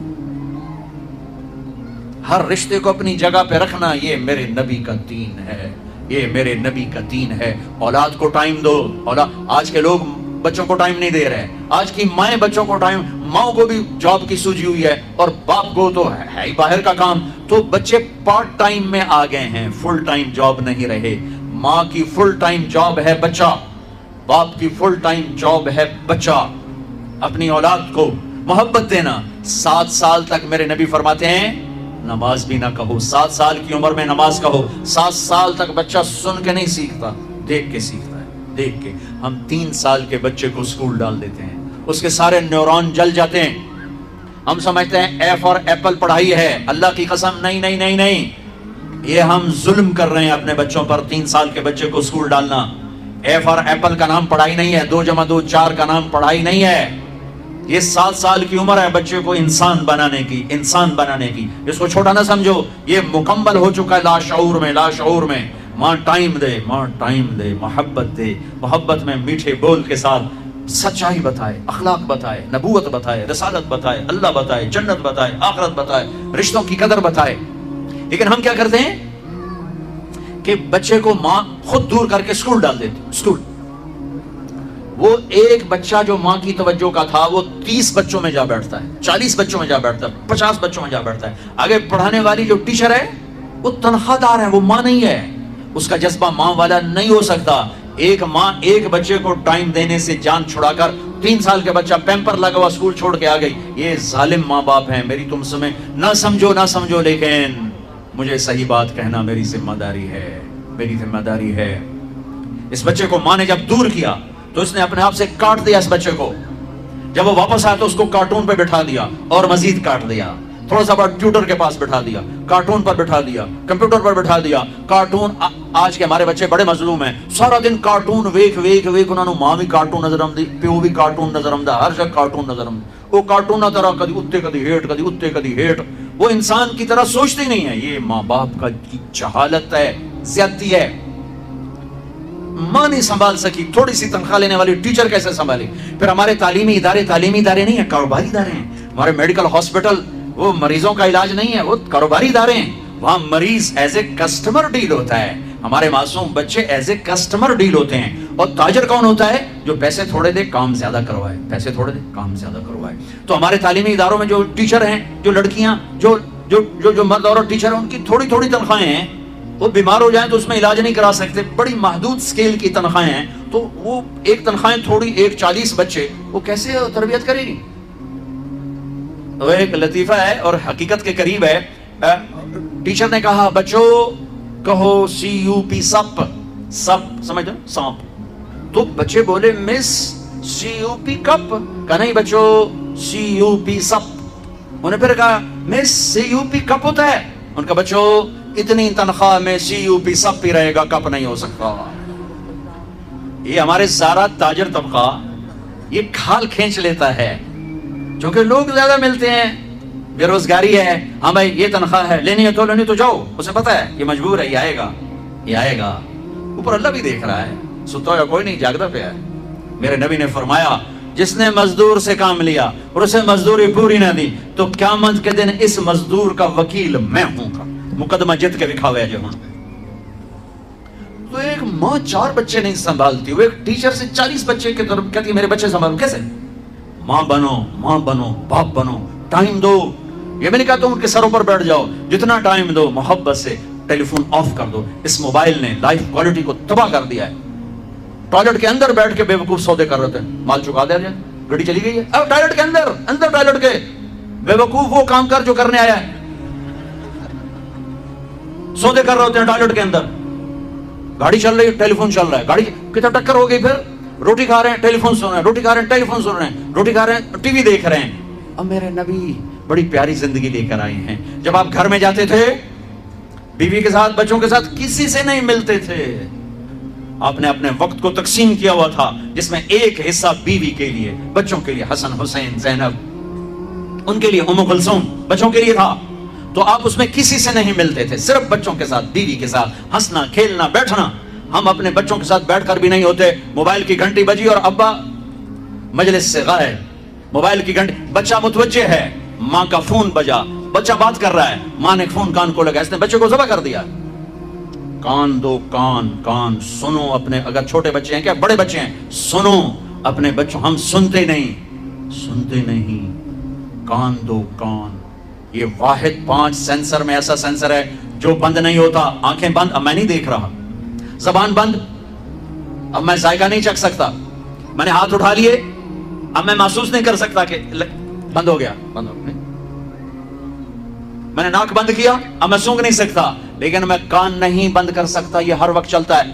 میں نے انگلی ڈال دی, لیکن اب میں اپنی باتیں خود سن رہا ہوں. کان ایک ایسی چیز ہے جو سب سے پہلے بچے کی جو چیز زندہ ہوتی ہے, دل سب سے پہلے دھڑکتا ہے. پھر جب کان بنتا ہے تو بچے کا منہ نہیں کھلتا, پھیپڑا نہیں چلتا, سونگتا نہیں ہے, کھاتا نہیں ہے, پکڑتا نہیں. لیکن کان ماں کے پیٹ میں بھی سنتے ہیں. لہٰذا ہم جب بچے کے کان میں اذان دیتے ہیں تو آپ یہ نہ سمجھو کہ میرے نبی نے بات ایویں کہہ دی. بچے نو اذان, بچہ سن رہا ہے, کان ایکٹیو ہے. اذان پہلا پیغام ہے, صاف تختی پر لا الہ الا اللہ محمد رسول اللہ لکھ دو. فل سنا ہے. اصحاب کہف کو اللہ نے سلا کر کہا فضربنا علی آذانہم, میں نے ان کے کانوں کو بند کر دیا. یہ نہیں کہا آنکھوں کو بند کر دیا, کہ میں نے ان کے کانوں کو بند کر دیا, چونکہ کھٹکے سے آدمی اٹھ کے بیٹھ جاتا. اپنے بچوں کو کان دو, ان کی سنو. اب دیکھنا آپ کے بچے کیسے قریب آتے ہیں. بچے کے پہلے ہیرو ماں باپ ہوتے ہیں, ماں باپ. پھر جب وہ سوٹے اٹھاتے ہیں تو وہی ماں باپ ولن بن جاتے, پھر ان کو ولن نظر آتے. جب گھر میں آؤ, ایک فیملی بنو. میں نے کئی دفعہ دیکھا ہے کہ ہر بچہ موبائل سے کھیل رہا ہے. یہ یہاں, ماں ادھر, ابا ادھر, سب موبائل میں لگے ہوئے ہیں. سب, ایک بھی آپس میں گفتگو نہیں ہو رہی. اللہ کا واسطہ ہے, رشتے مت توڑو. لوہا بن جاؤ گے, مشین بن جاؤ گے. اس موبائل نے جغرافیہ سکیڑ دیا اور دلوں کو مشرق اور مغرب سے زیادہ دور کر دیا. یہاں بیٹھ کے امریکہ کی آواز سنو, لیکن یہاں بیٹھ کے دل اور دل سے نہیں ملا ہوا. ایک گھر میں رہ کر بچہ اپنے موبائل کے ساتھ, بچی اپنے موبائل کے ساتھ, اماں اپنے موبائل کے ساتھ, خامد اپنے موبائل کے ساتھ. یہ لائف کوالٹی ہے, یہ زندگی ہے. کھاتے کھاتے موبائل, سودے, یہ زندگی ہے. پیشاب کرتے موبائل, یہ زندگی ہے. تمہارے مال کا کیا فائدہ اگر تمہاری زندگی کی کوالٹی برباد ہو گئی. دیکھو تو صحیح, صبح سے شام اپنے آپ کو اینالائز تو کرو کہ تم 24 گھنٹے کیسے گزار. کیا اس کا نام زندگی ہے؟ کہ صرف تمہارا کاروبار بہت بڑا ہے, تمہاری شاپس کھل گئی امریکہ میں, یورپ میں, ایشیا میں, افریقہ میں, اور تمہارے کاروبار چل گئے, تمہارے سودا. تم خود کیا ہو؟ تمہاری اپنی زندگی کیا ہے؟ اٹھو تو موبائل کان سے, لیٹو تو موبائل کان سے, بیٹھو تو موبائل کان سے. جب اپنے بچوں میں بیٹھو, خامد بیوی بچے, موبائل بند کر دو, آپس میں بیٹھو. یہ بیٹھنا تربیت ہے. نصیحت کرنا تربیت نہیں ہوتی, رویے تربیت ہوتے ہیں. رویے, سلوک. بیوی کو محبت دو, بیوی خامد کو محبت دے. درگزر اللہ کے واسطے پکڑ تھکڑ کا معاشرہ ختم کرو, تنقید اور طنز کا معاشرہ ختم کرو. مائیں چھوٹے سے بچے کو بڑا بنانے کے چکر میں ادھر سے تھپڑ, ادھر سے تھپڑ, یہاں نہیں بیٹھنا, یہ نہیں کھانا, وہ نہیں کھانا, یہ کیا کیا, وہ کیا کیا. سہم. بچہ ماں باپ سے کٹ کے کہیں کا کہیں چلا جاتا. مجھے پتا ہے تم نہیں کرو گے, لیکن سنو تو صحیح. تمہیں اگلے نہیں کر رہے ہو, ابھی تک بچے کو اسکول نہیں بھیجا, اس کا تو فیوچر خطرے میں پڑ گیا, اس کا تو فیوچر خراب ہو جائے گا. ابھی تک اسکول نہیں گیا, حالی ادھر پیمپر لتھا نہیں, ابھی تک اسکول نہیں بھیجا. جب تک ایسے بے وقوف ماں باپ ہیں, اسکول والوں کی چاندی سونا بنتا رہے گا. ماں کس کام کے لیے ہے؟ کیوں 9 مہینے پیٹ میں اٹھانے کی تکلیف, کیوں 9 مہینے پیٹ میں رکھنے کی تکلیف اٹھائی, کیوں اپنی چھاتیاں دودھ پلا کے نیچے لٹکا دی, کیوں؟ کہ یہ ایک میرا آسرا بنے, اچھا صحیح انسان بنے. کبھی اسکول کے حوالے, کبھی ٹیوٹر کے حوالے, کبھی کارٹونوں کے حوالے, کبھی لیپ ٹاپ کے حوالے. تو اپنے حوالے کب کرے گی؟ اچھا انسان بنا دو, پھر لیپ ٹاپ بھی چلائے, پھر کمپیوٹر بھی چلائے, اسکول بھی جائے, کالج بھی جائے, یونیورسٹی بھی جائے. یونیورسٹیاں ہیں, تہذیب کوئی نہیں. اسکول ہیں, علم کوئی نہیں. پی ایچ ڈی کی ڈگری ہے, جہالت کی انتہا ہے. انسانیت نام کا پتہ ہی کوئی نہیں کہ انسان کہتے کسے. یہ میں سب دین بتا رہا, گھر کی زندگی بتائی ہے. رمضان تو 1 مہینے کی چیز ہے, آئے گا چلا جائے گا. گھر کی زندگی تو موت تک ساتھ چلتی ہے. یہ سب رشتے ہیں, ان کو عزت دو. بہنوں کو وراثت میں حق دو, بہنوں کو وراثت میں حق دو, بہنوں کو وراثت میں حق دو. اگر باپ کی طرف سے تمہاری ذاتی کمائی ہے, تمہارے ذمہ نہیں. باپ کی طرف سے 1 اینٹ بھی آئی ہے تو آدھا ٹکڑا کر کے دو بہنوں کو. لیکن میرے پنجاب میں اور خاص طور پر میرے ذمہ دار ماحول میں کوئی بہنوں کو حصہ نہیں ملتا, بالکل نہیں ملتا. चैली अंगूठे लगवा के जमीन अपने नाम करवा लेते हैं। ये जुल्म सितम हर गांव में है, हर जगह पर है। और जिसने बहनों का हक खाया, सारा रिस्क हराम हो गया, सारा रिस्क हराम हो गया। मेरे नबी ने फरमाया जिसको अल्लाह ने 2 बहनें दी, उसने उनका हक अदा किया, उनके साथ हुस्न सलूक रखा, तो जन्नत उसके लिए वाजिब होगी। आज की बहन अपने भाई से बाप की विरासत में से हिस्सा नहीं मांग सकती, कहता बेगैरत है, या हिस्सा ले ले या बाइकआउट। हिस्सा लेगी तो बाइकआउट। मेरा रब कह रहा है लिज़्ज़करि मिस्लु हज़्ज़िल उन्सयैन, ओ मेरे बंदो मैंने बेटी का हिस्सा भी रखा है, मैंने बेटे का हिस्सा भी रखा है। मुझे पता नहीं तुम्हारा माहौल क्या है, लेकिन मेरे जिम्मेदारा माहौल में कोई बेटी भाइयों से, कोई बहन भाइयों से जमीन नहीं मांग सकती, उसे जलील करके तबाह कर देंगे, जिल्लत की आखिरी सीढ़ी तक उसे चढ़ाएंगे। जमीना मंगती है साढ़े को, जमीना मंगनी है साढ़े को। मेरे वालिद मरहूम ने सबसे पहले अपनी हमारी बहनों को जमीनों में हिस्सा दिया था, तो सारे जमींदार नाराज हो गए, एक ही की जाना, साड़ियां दियां साढ़े गल पै जासे, साड़ियां दियां साढ़े गल पै जासे। बोलना जब शेख साहब रहमतुल्लाह अलैह मेरे उस्ताद हैं, मैं रायमंड पढ़ता था, मैं उनके लिए शहद की बोतल लेकर गया, अपने बाग से उतारा, मैंने पेश की, हजरत नबी मैं शहद लाया। फरमाया कहाँ से लाए हो? मैंने कहा जी मेरे अपने बाग का है, आम का बाग था। अब शहद की बोतल थी 10 रुपए की, 10 रुपए। अब मेरे उस्ताद का सवाल सुनो, तेरे बाप ने अपनी बहनों को जमीनों में से हिस्सा दिया था? तेरे बाप ने अपनी बहनों को जमीनों में से हिस्सा दिया था? ये सवाल क्यों किया था कि अगर हिस्सा दिया था तो ये शहद साफ है, हलाल है, अगर नहीं दिया था तो ये शहद साफ नहीं है, हलाल नहीं है, इसमें बहनों का हक शामिल। मैंने कहा उस्ताद जी अल्लाह का लाख लाख शुक्र है मेरे बाप की बहन ही कोई नहीं थी, 2 भाई सिर्फ, जे कोई बहन होंदी कदी ना देंदे ही कोई ना। फिर कहने लगे अच्छा तो तेरे दादा ने अपनी बहनों को हिस्सा दिया था? मैं कहा सही, मैं उसने जमाया ही कोई ना, मैनू क्या पता। इतनी रिसर्च, एक शहद की बोतल, एक शहद की बोतल के बहनों को हिस्सा दिया है कि नहीं दिया? आज मेरे देश में बहनों को हिस्सा नहीं दिया जाता, न पठान देते हैं, न बलोच देते हैं, न सिंधी देते हैं, न पंजाबी देते हैं, न ये बल्तिस्तानी देते हैं, कोई नहीं देता, सब भाई खाते हैं। ओ मेरे भाई, वो चोरी है, डाका है, जुल्म है, नाइंसाफी। एक जिम्मेदार ने मेरा बयान सुना, वो उसको बड़ा ख्याल है, वो गया अपनी बहन के पास कि मेरी बहन ऐ तो अपना हिस्सा ले। वो बेचारी डरी हुई, कहना हाँ भाई मैं तेन दे दिता है, मैं नहीं लेंदी, मैं नहीं लेंदी। हो जाएगा ना भाई ना, मैं दोज़ख दे सोटे नहीं सह सकता। उसने पटवारी बुला सारा कर आके ना अपनी बहन के नाम लगवा दिया। 4 दिन बाद कहने लगा ये हुण देवनी है तो दे चा। वो आखन ले मेरे अपने छोटे छोटे बच्चे मैं क्यों देवा। ये इस तरह अपनी बहनों से लेते हैं, कलाशंकोफ दिखाकर, पिस्तौल दिखाकर, वो बेचारी जान बचाने का, ठीक है ले लो ले लो। ये भी मेरे मुआशरे का एक जुल्म अजीम है भाइयों। वो पीछे तक लोग बैठे हैं, इधर मस्तूरात हैं। अर्ज करता हूँ अगर आप साहिब सरवत हैं, बाप की विरासत में कुछ है, अपनी बहनों को हिसाब करके दो, वरना सब हराम खा रहे हो। दूध में पेशाब का एक कतरा सारे दूध को हराम कर देते। जरूरत ना पाओ। मैं घर से बाहर निकला, हमारा नौकर दूध उठा कर उठो बड़ा गड़वा होता है माशाल्लाह। तो मैंने वहां करने लगा मौलाना साहब चुआका कहते हैं कतरे को, चुआका हमारी जबान चुआका, समझ गए ना? चुआका क्या? कतरा। कहने लगा उठो बड़ा मौलाना साहब एम एक चुआका पेशाब दा विच डट है, कोई गलत नहीं है। मैं क्या पुत्र मज्जू नु पीवाण सब अपने पीवण तो कोई नहीं, एम एक चुआका डट है, कोई हर्ज तो कोई नहीं। वो दूध निकालते थे, उसका पेशाब वो तुम हिलाती है तो पेशाब का कोई कतरा वहां चला गया। तो ऐसे बहनों को हिस्सा ना देना, ये दूध में चुआका है, दूध में कतरा है हराम का। अपनी बहनों को हिस्सा दो, अल्लाह तुम्हारे भाग जगाएगा, तुम्हारी नस्लों को आबाद करेगा। ये मैंने 2 घंटे में सारी जिंदगी लगा रहा हूं तो दीन कौन बयान कर सकता है। लेकिन इबादत, मुआशरत, तौहीद, रिसालत, आपस का ताल्लुक, खानदानी ताल्लुक, अपनों से गैरों से किस तरह हमने जिंदगी गुजारनी, मैंने कोशिश की हर पहलू पर थोड़ी थोड़ी बात हो जाए। दिल को लगी हो ले लेना, ना लगी हो फकीराना आए सदा कर चले, मियाँ खुश रहो हम दुआ कर चले। रमज़ान का महीना है, आपसे गुजारिश करूंगा मेरे लिए भी दुआ करना, मैं आपकी दुआ का मोहताज हूँ। उठो नहीं, बैठो। और अब छुट्टियां हो रही हैं, बच्चों को छुट्टियां हो रही हैं, कॉलेजों में हो रही हैं, स्कूलों में हो रही हैं। जो नौजवान चिल्ले के लिए 4 महीने के लिए तैयार हों, वो जरा खड़े होकर दीदार करा दें, फिर दुआ कर लेते।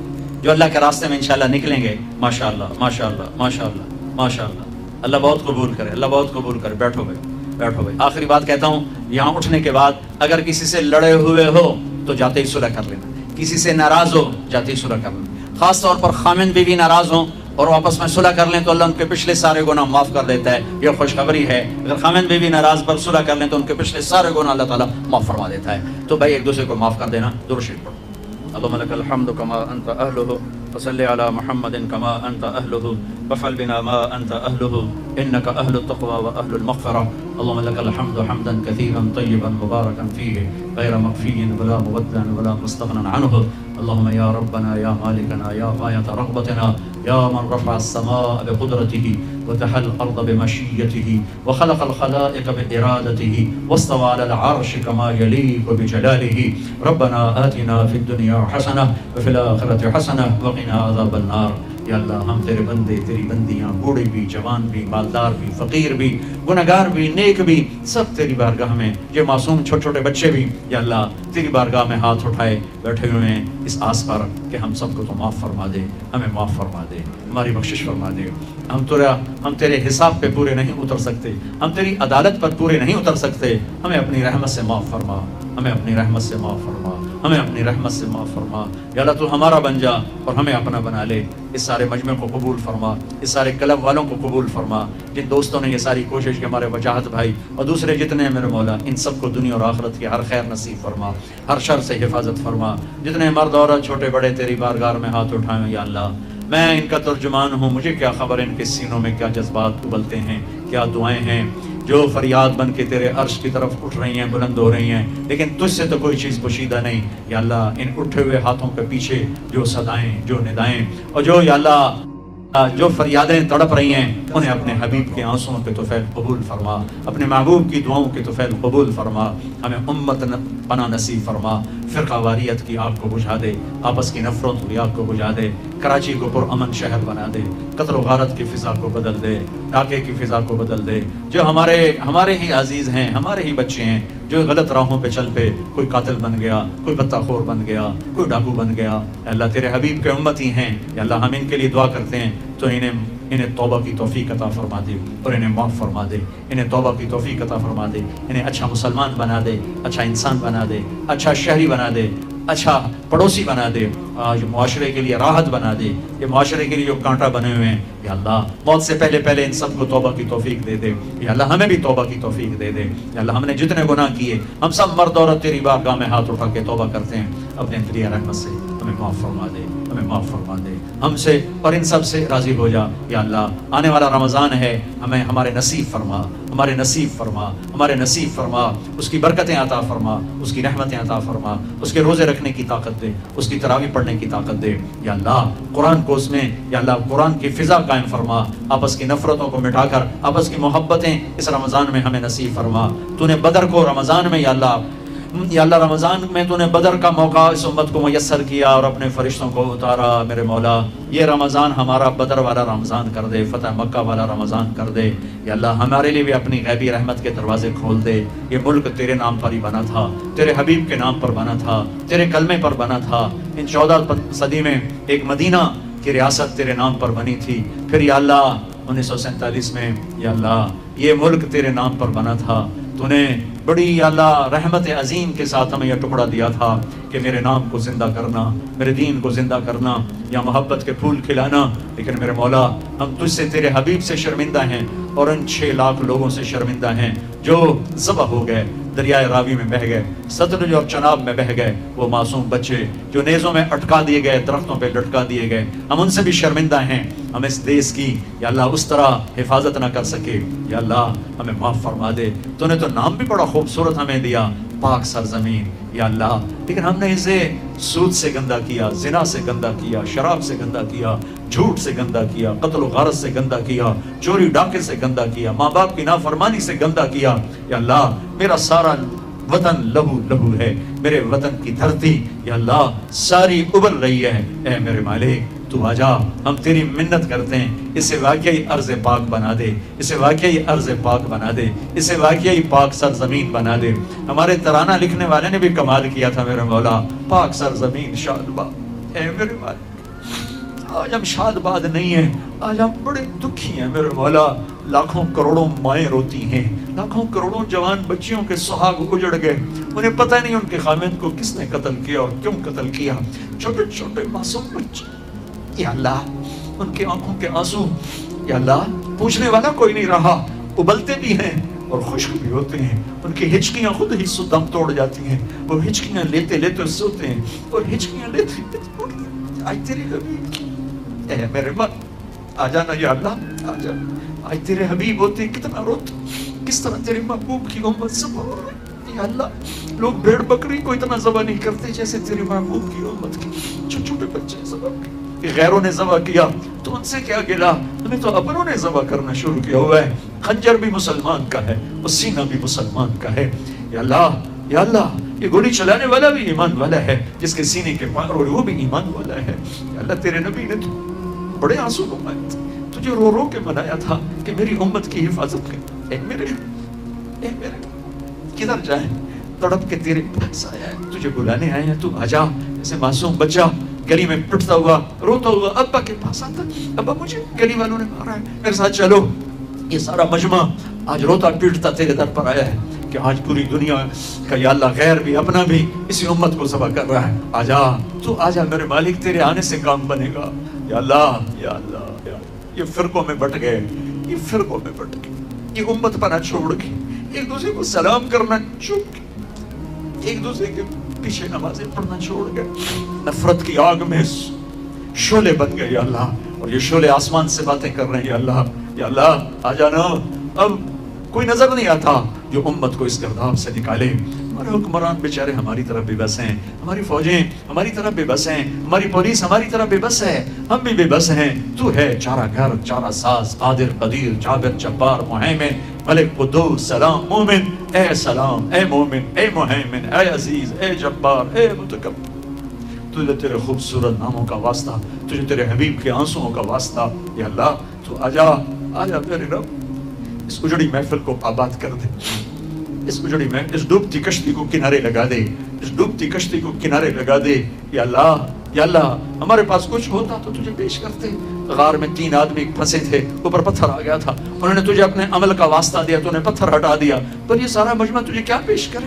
جھولی خالی اوپر سے پھٹی ہوئی، کشکول خالی اوپر سے ٹوٹا ہوا، کھوٹے سکے لے کر آ گئے. یا اللہ اس آس پر کہ تیرے دربار میں تو کھوٹا سکہ بھی چل جاتا ہے، اور تو کچھ ہے نہیں تیرے نبی کا آنسوؤں کا واسطہ، اور تو کچھ ہے نہیں. ایک دفعہ تیرے نبی نے فرمایا تھا جنت البقیع سے آتے ہوئے میرا جی چاہتا ہے میں اپنے بھائیوں کو دیکھوں. تو صحابہ نے عرض کی تھی یا رسول اللہ ہم آپ کے بھائی نہیں؟ کہ نہیں تم میرے صحابہ ہو، میرے بھائی وہ ہیں جو مجھے دیکھے بغیر میرا کلمہ پڑھیں گے. اے میرے رب یہ سارا مجمع مرد و عورتوں کا وہی بیٹھا ہے جنہوں نے تیرے نبی کو نہیں دیکھا پر کلمہ ان کا پڑھا ہے. تجھے ایک مانا تیرے حبیب کو تیرا رسول مانا، آخری مانا قرآن کو تیری کتاب، جنت کو حق، ملائکہ حق، جہنم حق، تورات زبور انجیل حق، 1.25 لاکھ نبی حق. اے میرے رب صحابہ حق، سارے جنتی تو ان سے راضی وہ تجھ سے راضی. اے میرے رب ہمارا بن جا، ہمیں اپنا بنا لے، ہم سے راضی ہو جا. مولا جیسے بچہ روتے روتے تھک جاتا ہے تو کہتا اماں میں تھک گیا ہوں اب تو میری سن لے. اے میرے رب ہم بھی تھک گئے، ہماری سن لے یا اللہ، ہماری سن لے یا اللہ، ہماری سن لے یا اللہ. آجا آجا آجا میرے رب آجا، تیرے آنے سے کم بنے گا. ہماری تدبیریں خاک میں مل چکی، ہماری آس ٹوٹتی چلی جا رہی ہے، ہماری آس کی طرف کھینچی چلی جا رہی ہے. اندھیرے دیکھتے دیکھتے اجالوں کے آنے کی توقع دم توڑ رہی ہے. خزاں دیکھتے دیکھتے پہاڑ بھولتی چلی جا رہی ہے. آجا اے پہاڑوں کو لانے والے، ہر رات پہ سورج نکالتا ہے، امت کی رات پر بھی تو سورج لے آ. اس گمراہی کی رات کو ہدایت کے سورج سے تبدیل فرما دے، فرما دے، فرما دے. یا اللہ میرے دیس کی حفاظت فرما.